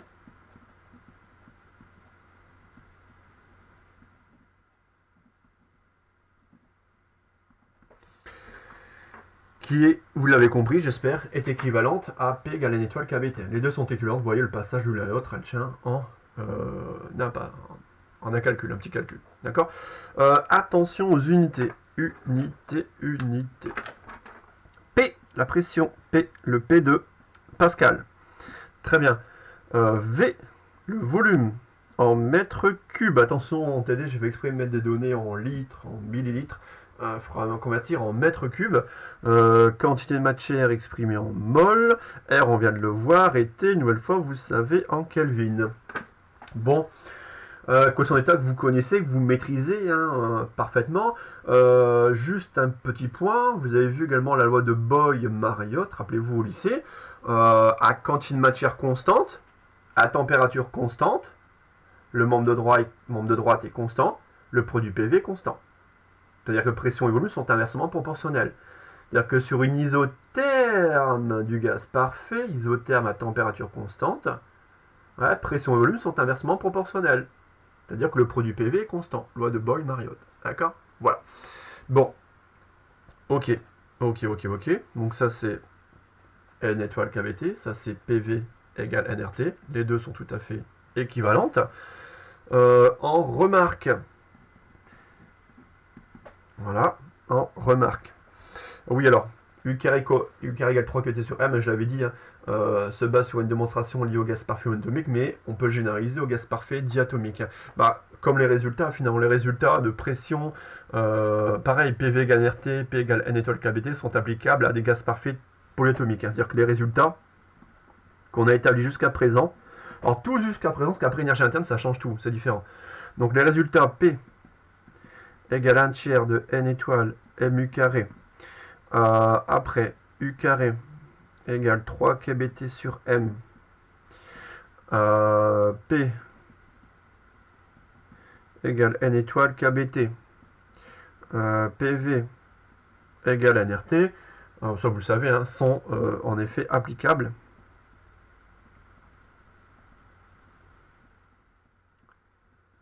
à des gaz parfaits polyatomiques.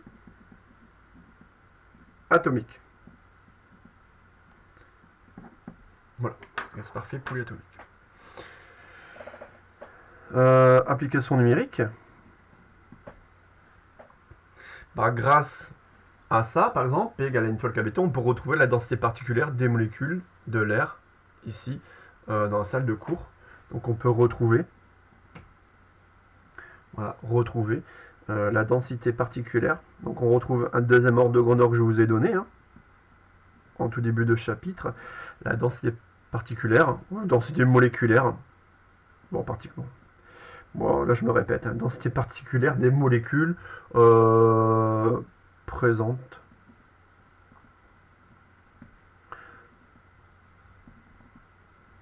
dans l'air. D'accord. À 20 degrés. D'accord, 293 Kelvin. La pression, d'accord, on prend environ 10,5 pascal. Et ici, l'air assimilé, alors à 1 gaz par phase atomique, en fait. D'accord, c'est un mélange de N2O2, gaz par phase diatomique. Donc on a N étoiles. Il suffit de diviser la pression par KBT. D'accord. Et l'application numérique nous donne 2,4 fois 10 puissance 25 par mètre cube. Voilà. Donc on retrouve l'ordre de grandeur qui était donné en tout début, d'accord, de chapitre. Voilà. Voilà pour cette partie court ce matin. Ce mardi après-midi, pardon. C'est le matin, mais en fait ça sera le cours du mardi après-midi.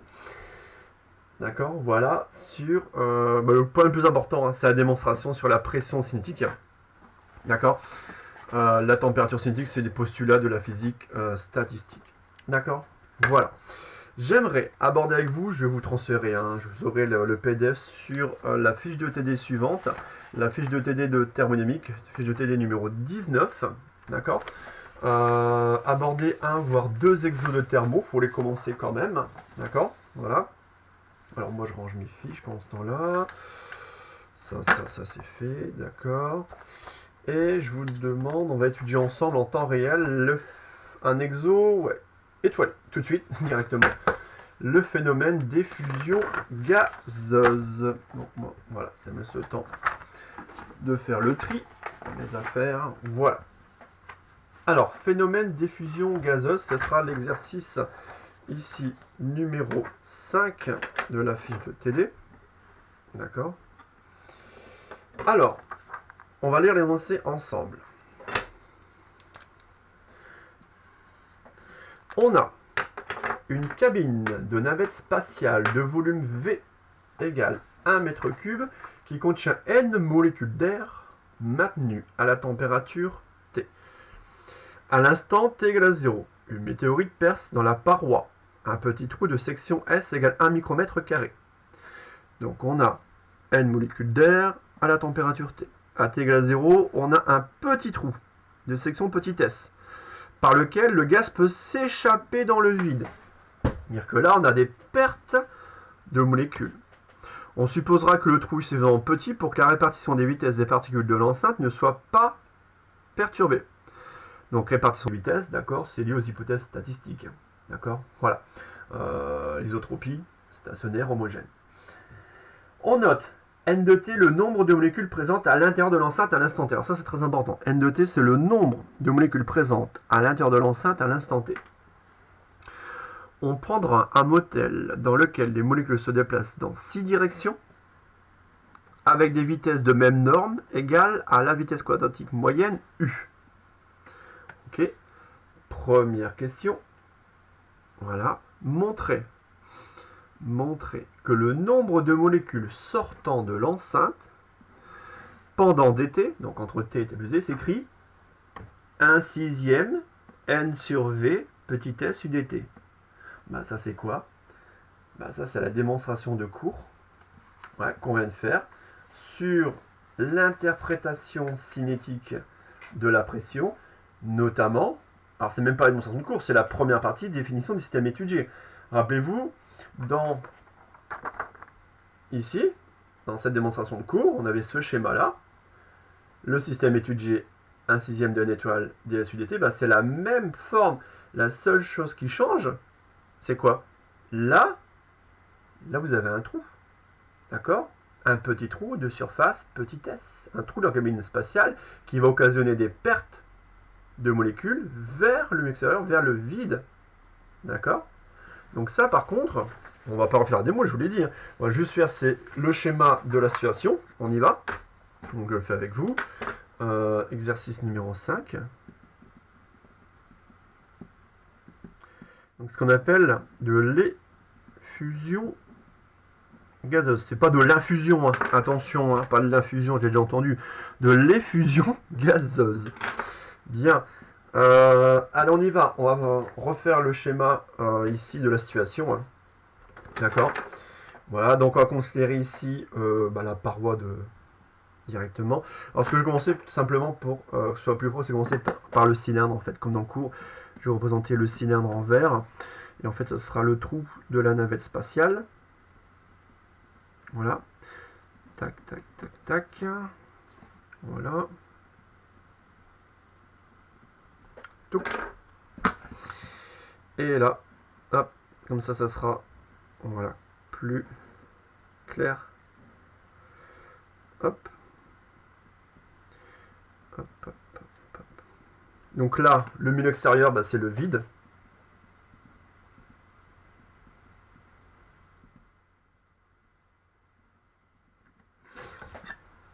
Voilà.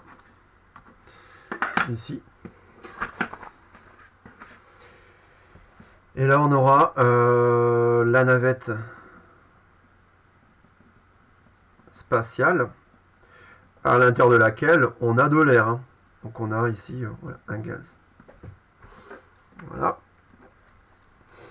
Ok. Et même chose. Tac. Quelques molécules, quelques particules. Voilà. Pareil, donc là on vous donne les conditions. Hein, pareil, il n'y a que 6 directions possibles. D'accord. Donc, c'est-à-dire que voilà, on vous donne également, je vais faire ici, comme dans le cours, apparaître le repérage cartésien, la base cartésienne, EX, EY, EZ. Allez, c'est parti. Une comme ceci, une en bas. En haut, allez, les plus proches, elles y vont. Ça là non, ça là non, ça là non. Tac, tac. Voilà. Donc là, on a ici un trou de surface petit s, c'est juste une notation qui change, un petit s égale 1 micromètre carré. Donc là, on peut faire apparaître un vecteur surface élémentaire orthogonal à cet élément de surface. Donc là, je mets un angle droit et je mets un petit ds. Je regarde si énoncé me propose quelque chose. Non, moi, je peux mettre un petit ds. Voilà, c'est un petit s selon n extérieur. Voilà. Et on a des pertes, donc là on a un trou. Voilà.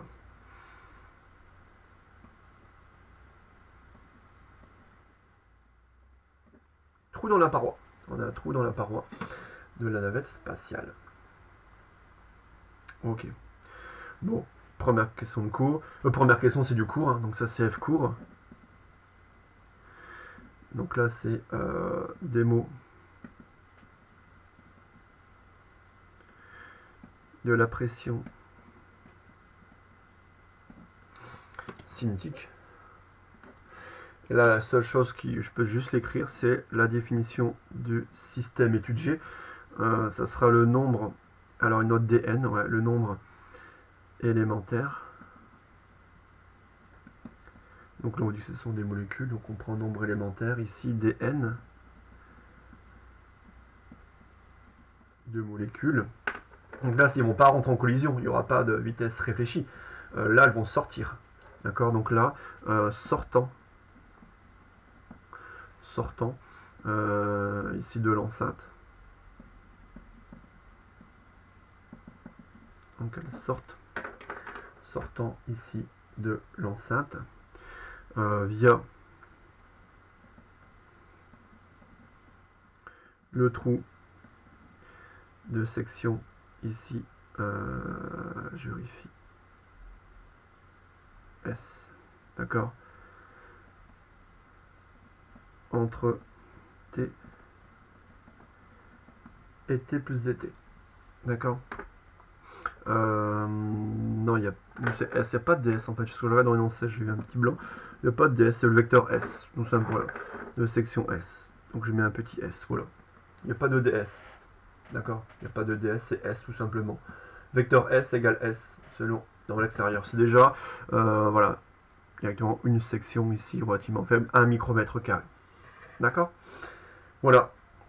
Donc ici, en TD, ici, on admet.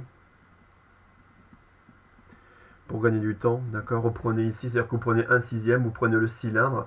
Alors ce cylindre de surface S, de longueur UDT, d'accord, qui va vous permettre de retrouver directement, voilà, dn.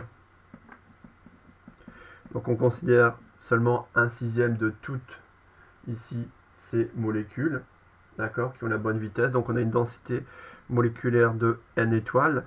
Je vérifie, ouais, bon, n étoiles, d'accord, fois le volume élémentaire du cylindre, donc ça sera S, U, dt. D'accord? Sachant que n étoile, c'est n sur v, donc ça fait 1/6 grand N sur v fois S, U, dt. Voilà, on retrouve la relation de l'énoncé. Je dis bien, on admet, il faudrait juste réécrire les 2-3 phrases du cours hein, pour justifier cette expression. C'est-à-dire que là, vous retrouvez le SUDT, c'est le volume élémentaire du cylindre. N étoile, c'est le nombre total de molécules contenues dans ce cylindre. Vous prenez 1/6 de toutes ces molécules contenues dans le cylindre pour avoir la bonne vitesse en sens et en direction. D'accord? Et là, N étoile, d'accord, densité moléculaire, ici, stationnaire uniforme.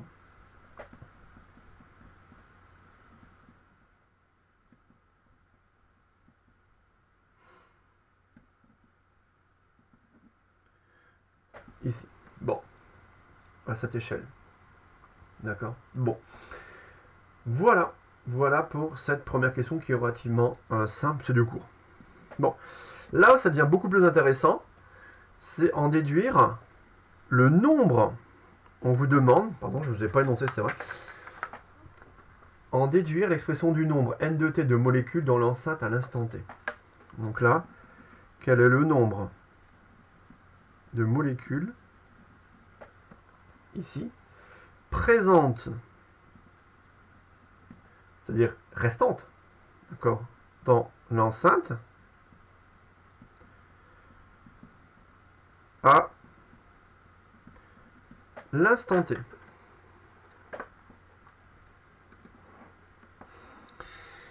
Alors, pas évident. Puisque là, on a quantifié les pertes. Là, finalement,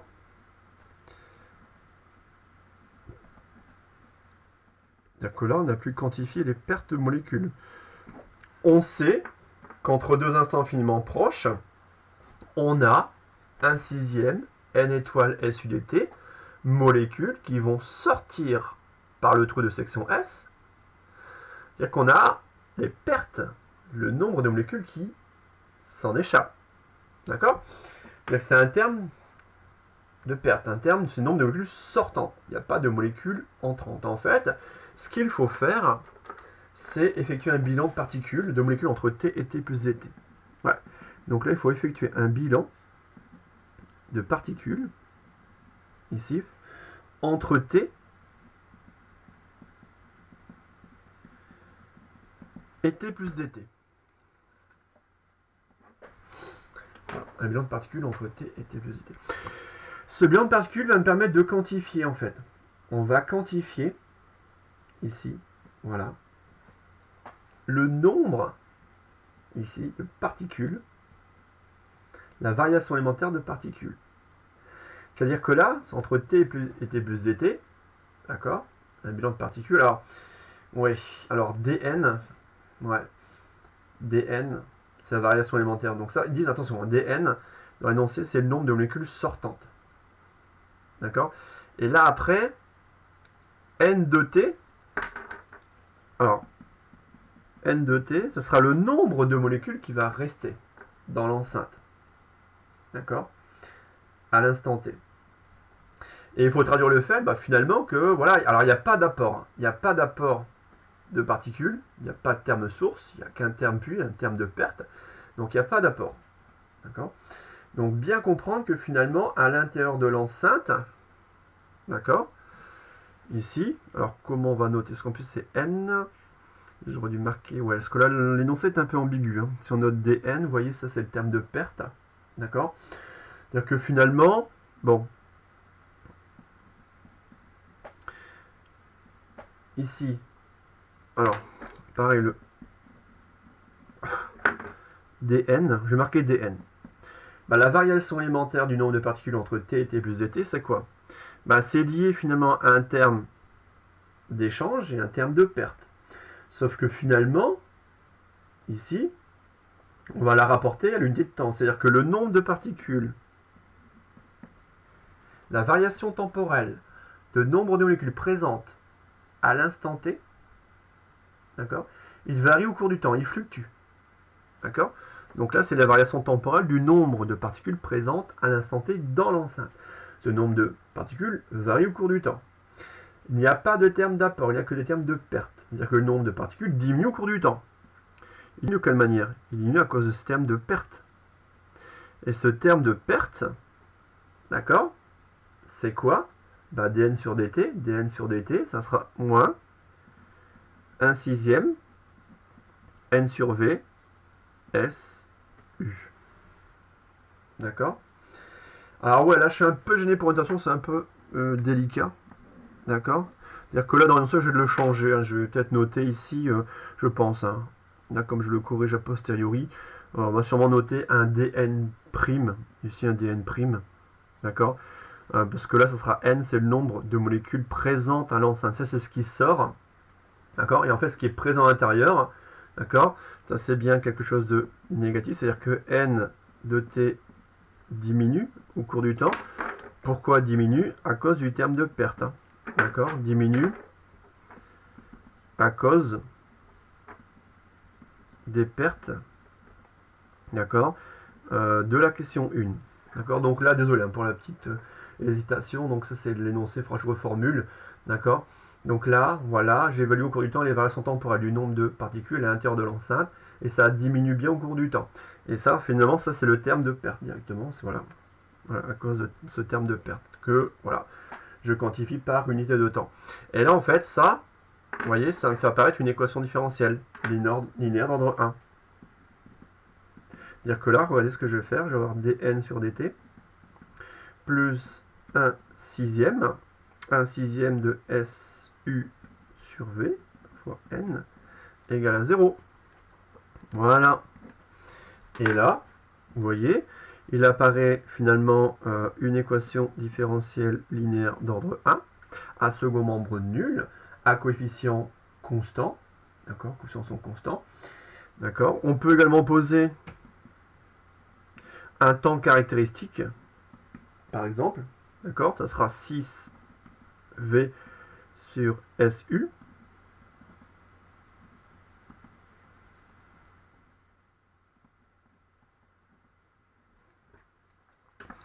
C'est le temps caractéristique du problème. D'accord? Tel que on puisse réécrire finalement. Ouais, taux dn sur dt, d'accord, plus n égale à 0. Voilà. D'accord. Passage le plus délicat, et ici je vais accorder. En plus, il y a un petit café au niveau de notation de l'énoncé. J'ai repris le sujet tel quel. D'accord, là, voilà, bien distinguer le nombre élémentaire de particules qui sortent, dn', à ce nombre n, nombre de particules présentes dans l'enceinte. D'accord? Comme il n'y a pas de terme d'apport, d'accord? Voilà. Ça ne fait que ce nombre présent à l'intérieur ne peut que diminuer. Cette diminution est liée au nombre de particules sortantes. D'accord? Donc je prends ce terme-là, je divise par dt. D'accord, je fais un bilan entre t plus dt, donc relatif à la durée dt. Voilà, donc pas de terme d'apport. Hein. D'accord? Et pas d'apport. On va noter pas d'apport. Que des pertes. Ok? Voilà. Je reviens à l'équation différentielle linéaire d'ordre 1. Deux solutions. n de t égale a exponentielle moins t sur taux. D'accord? Voilà. Très bien. Bon. Sachant que ce qu'on vous donne... Initialement, non, on ne dit rien de plus. On peut noter n0, donc ça sera finalement n0. Voilà. Du coup là, j'impose le fait qu'à t égale à 0, on en est initialement n0 molécules et que ce nombre va diminuer de manière exponentielle au cours du temps à cause du trou dans la paroi de la navette spatiale. D'accord? Donc ça, vous connaissez. Hein. Voilà, n en fonction du temps. Voilà. On en a n0. D'accord? Décroissance exponentielle, régime transitoire, régime permanent au bout d'un certain temps. D'accord? De l'ordre de 4,6 taux. On n'aura quasiment plus un régime transitoire, un régime permanent. Pareil, un régime permanent. Alors que là, on aura N0 également. Hein. N0 constant avant qu'il y ait le trou dans la navette. D'accord. Ensuite, retrouver taux. La tangente à l'origine coupe l'asymptote n égale à 0 en t égale à taux. Le temps taux, il est là. Ça fait 6V sur SU. Et on va supposer, allez, pour un temps de l'ordre de 4,6 taux, le régime transitoire s'achève pour laisser place à un régime permanent pour lequel il n'y a plus de particules à l'intérieur de l'enceinte. D'accord. Voilà. Classique. Ouais. Troisième question. On cherche finalement l'instant t d'un demi au bout duquel la pression dans l'enceinte a diminué de moitié. Alors, donc l'instant t de 1,5 au bout duquel la pression dans l'enceinte a diminué de moitié. Bon, la pression dans l'enceinte. Et là, on a l'expression du nombre de molécules dans l'enceinte à l'instant t. Bon, comment faire? Comment obtenir ici directement le lien? Vous savez que la pression P est proportionnelle au nombre n de molécules, parce que P c'est 1/3 de n étoile mu carré, d'accord? C'est-à-dire que voilà, finalement, on cherche T de 1,5 tel que la pression soit égale à la pression initiale divisée par 2. On cherche le temps T de 1,5 au bout duquel, ou tel que, finalement, la pression, d'accord, soit égale à la pression initiale divisée par 2, d'accord. Donc là, la pression dans l'enceinte a diminué de moitié. Là, finalement, ici, compte tenu de la question 2, vous avez le nombre de molécules à l'instant T. Là, rappelez-vous, la pression, c'est dit que c'est l'effet manifestation macroscopique de l'effet des chocs microscopiques des particules sur la paroi. Ici, là, il y a un trou, donc les molécules s'échappent. Vous savez que la pression est proportionnelle au nombre de molécules, c'est-à-dire ici, relation de proportionnalité, c'est-à-dire, finalement, on cherche finalement l'instant tel que n à t égale t de 1,5 égale n0 sur 2, tout simplement. D'accord? Rappelez-vous, P égale 1/3 n étoile, d'accord? C'est n étoile, m u carré. D'accord? Relation de proportionnalité entre la pression et la densité ici particulière, et donc le nombre n de molécules restantes dans l'enceinte. D'accord? Donc ça, ça c'est facile, hein, ça va vous donner exponentielle moins t de 1,5 sur taux égale ici, je simplifie par n0, donc il restera 1,5.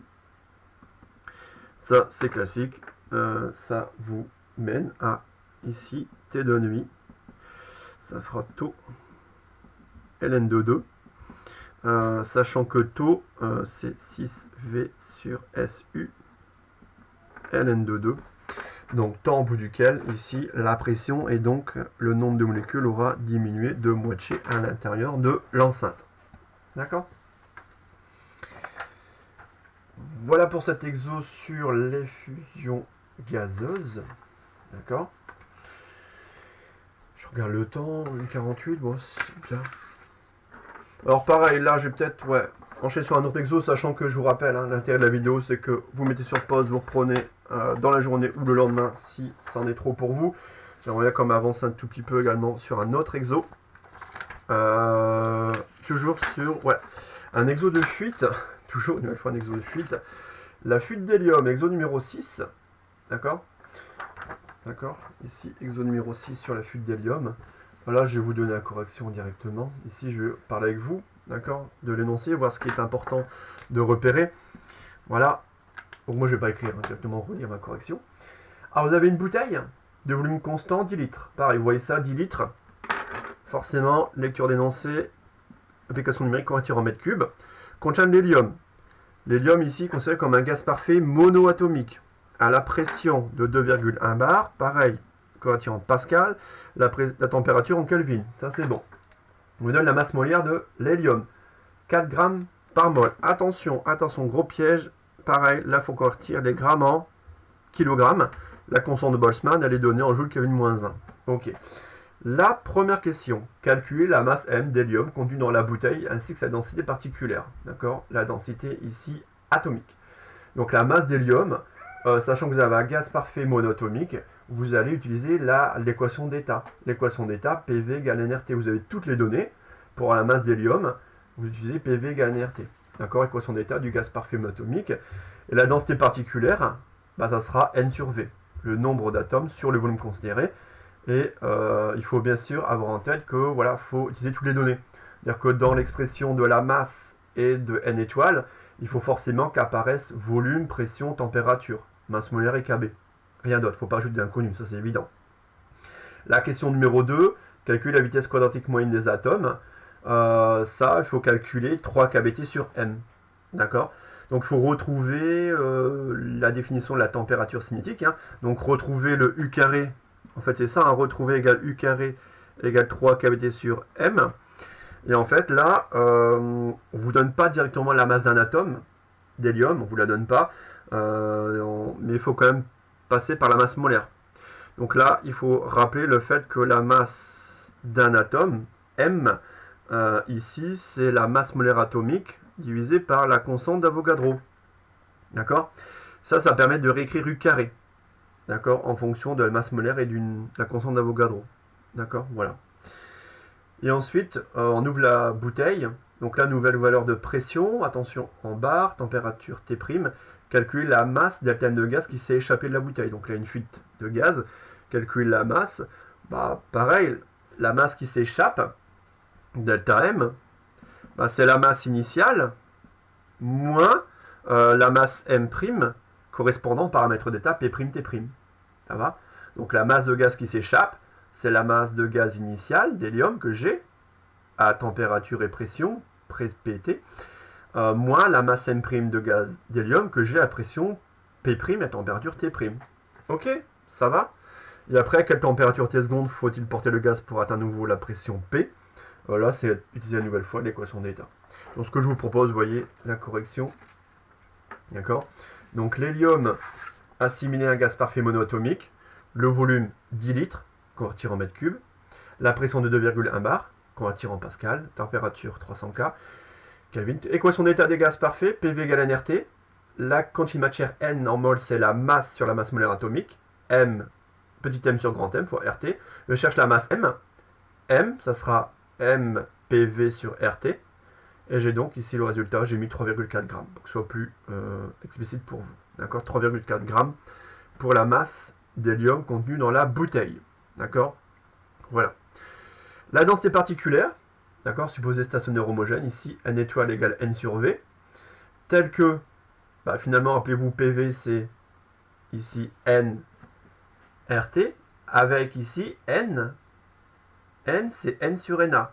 Ça c'est mon petit N, ça connaît matière en mol, c'est N sur Na. Et je vais isoler le rapport N sur V. N sur V, donc je divise par V de mon équation, je multiplie par Na sur RT. Donc N sur V, c'est une étoile, c'est PNA sur RT. Je connais P, je connais RT, Na. J'en déduis 5,1 10 puissance 25 atomes d'hélium par mètre cube. D'accord? Là pareil, je passe, hein. Ça c'est question de cours, la question numéro 2. Il faut retrouver U carré égale 3 kBt sur M. C'est la définition de la température cinétique. Bah, une particule ponctuelle, ici c'est le cas, hein. C'est un gaz parfait qui est monoatomique, d'accord? Par son mouvement de translation possède 3 degrés de liberté, donc c'est les 3 axes selon lesquels elle peut se déplacer. En moyenne, l'énergie cinétique moyenne d'une particule, c'est la moyenne de 1,5 de mv carré, 1,5 de mu carré, il apparaît le carré de la vitesse quantique moyenne, et le principe d'équipartition de l'énergie, d'accord, on dit qu'à chaque degré de liberté, j'en ai 3, je leur associe une énergie identique qui vaut 1,5 de kBt. Donc j'ai 1,5 fois 3 fois kBt, ça fait 3,5 kBt. D'où U carré égale 3 kBt sur M. Et là, pareil, il faut calculer la masse d'un atome d'hélium. Bah, ça, vous avez la masse molaire atomique et la constante d'Avogadro. M égale grand M sur Na. Vous avez U carré égale 3 kBt Na sur M. Et là, vous voyez, il apparaît ici, pareil, le KBNA. KBNA, le produit KBNA, c'est R. R égale KBNA. Ça, on l'a vu tout à l'heure en cours. Le KBNA, ça, c'est R. Et en fait, je ne l'ai pas noté en cours, hein, mais j'aurais peut-être dû. Mais on voit en exo, il faut savoir passer de 3 kBt sur M à 3 RT sur M. Attention, c'est-à-dire que là, c'est masse d'une particule, masse molaire, enfin masse de l'atome, masse molaire atomique. Constant de Boltzmann, constant des gaz parfaits. Donc les deux expressions sont équivalentes, hein, 3 kBT sur M, équivalent à 3 RT sur la masse molaire. D'accord? Ce qu'il faut retenir, savoir retrouver. L'application numérique, 1,4 fois 10 puissance 3 mètres par seconde. Donc là, on a quand même, vous voyez, un 1400 mètres par seconde. D'accord? La vitesse ici, la masse étant ici relativement faible. Hein, la masse ici d'un atome d'hélium. D'accord? Voilà. Et la question numéro 3, je vous l'ai dit, hein, l'ouverture de la bouteille, il faut estimer les fuites, la masse perdue, hein, la masse qui s'est échappée lors de l'ouverture de la bouteille, cette masse delta M. À l'ouverture de la bouteille, on a une pression P' et T', c'est-à-dire que lorsqu'on ouvre la bouteille, la pression P passe à P', la température T passe à T'. Ça permet de déterminer la masse M' qui reste. Donc là, pareil, adopter les mêmes notations, hein, AP', T' est associé à une masse M'. Ben, je reprends l'expression de la masse que j'avais ici, hein, en MPV sur RT. Ce que je fais, je vais primer le P et le T. Donc j'aurai MP'V sur RT'. Et là, j'ai 2 grammes. C'est-à-dire que finalement, initialement, j'en avais 3,4 grammes. C'est ça. 3,4 grammes. J'en perds 2, il m'en reste 1,4. Il reste 1,4 grammes. D'accord? Et après, dernière question. À quelle température T secondes faut-il porter le gaz pour atteindre à nouveau la pression P? J'utilise l'équation d'état du gaz parfait, où il me reste N' mol d'hélium. Ici, à la pression P, au volume V, je cherche T secondes. Voilà, je continue. N', c'est la masse M' sur M. M, ça ne change pas. Fois RT secondes, T secondes. D'accord? Alors ici, il apparaît la température T', parce qu'il apparaît du MV sur M'R. D'accord? Donc il apparaît ici directement ici un rapport P', ce que j'ai mis en noir, c'est le rapport P' sur T'. D'accord? Voilà. Et pour aboutir finalement à une température T seconde, d'accord, de 435 Kelvin. D'accord? Voilà. Alors ça pareil, hein, ça je vous laisse reprendre calmement, d'accord? Ici, alors pareil, vous dites, ouais, MV sur M'R, ça vient de là. MV sur M'R. MV, M'R, d'accord, ça fait bien du P, d'accord, sur T. D'accord, P sur T. D'accord? Bon. Voilà. Enfin, on a dit P', pardon. P' sur T'. P' sur T'. Ok. Voilà pour aujourd'hui, c'est déjà pas mal. Ah ouais, 1h57 déjà, ouais. Je me suis pas rendu compte finalement du temps. Donc, bonne partie de cours quand même, bonne avancée dans le cours. 2 exos, pareil. Vous avez le temps de reprendre, hein. D'accord, il n'y a pas de souci. Voilà. Voilà pour moi aujourd'hui. Pour ce cours du mardi 12 mai. Jeudi, on termine le cours. Ouais, on va terminer ce cours. Le deuxième chapitre de thermo sera terminé. On va également avancer dans les exos de la fiche D que je vais vous donner. Voilà pour moi aujourd'hui. Bonne journée. À bientôt.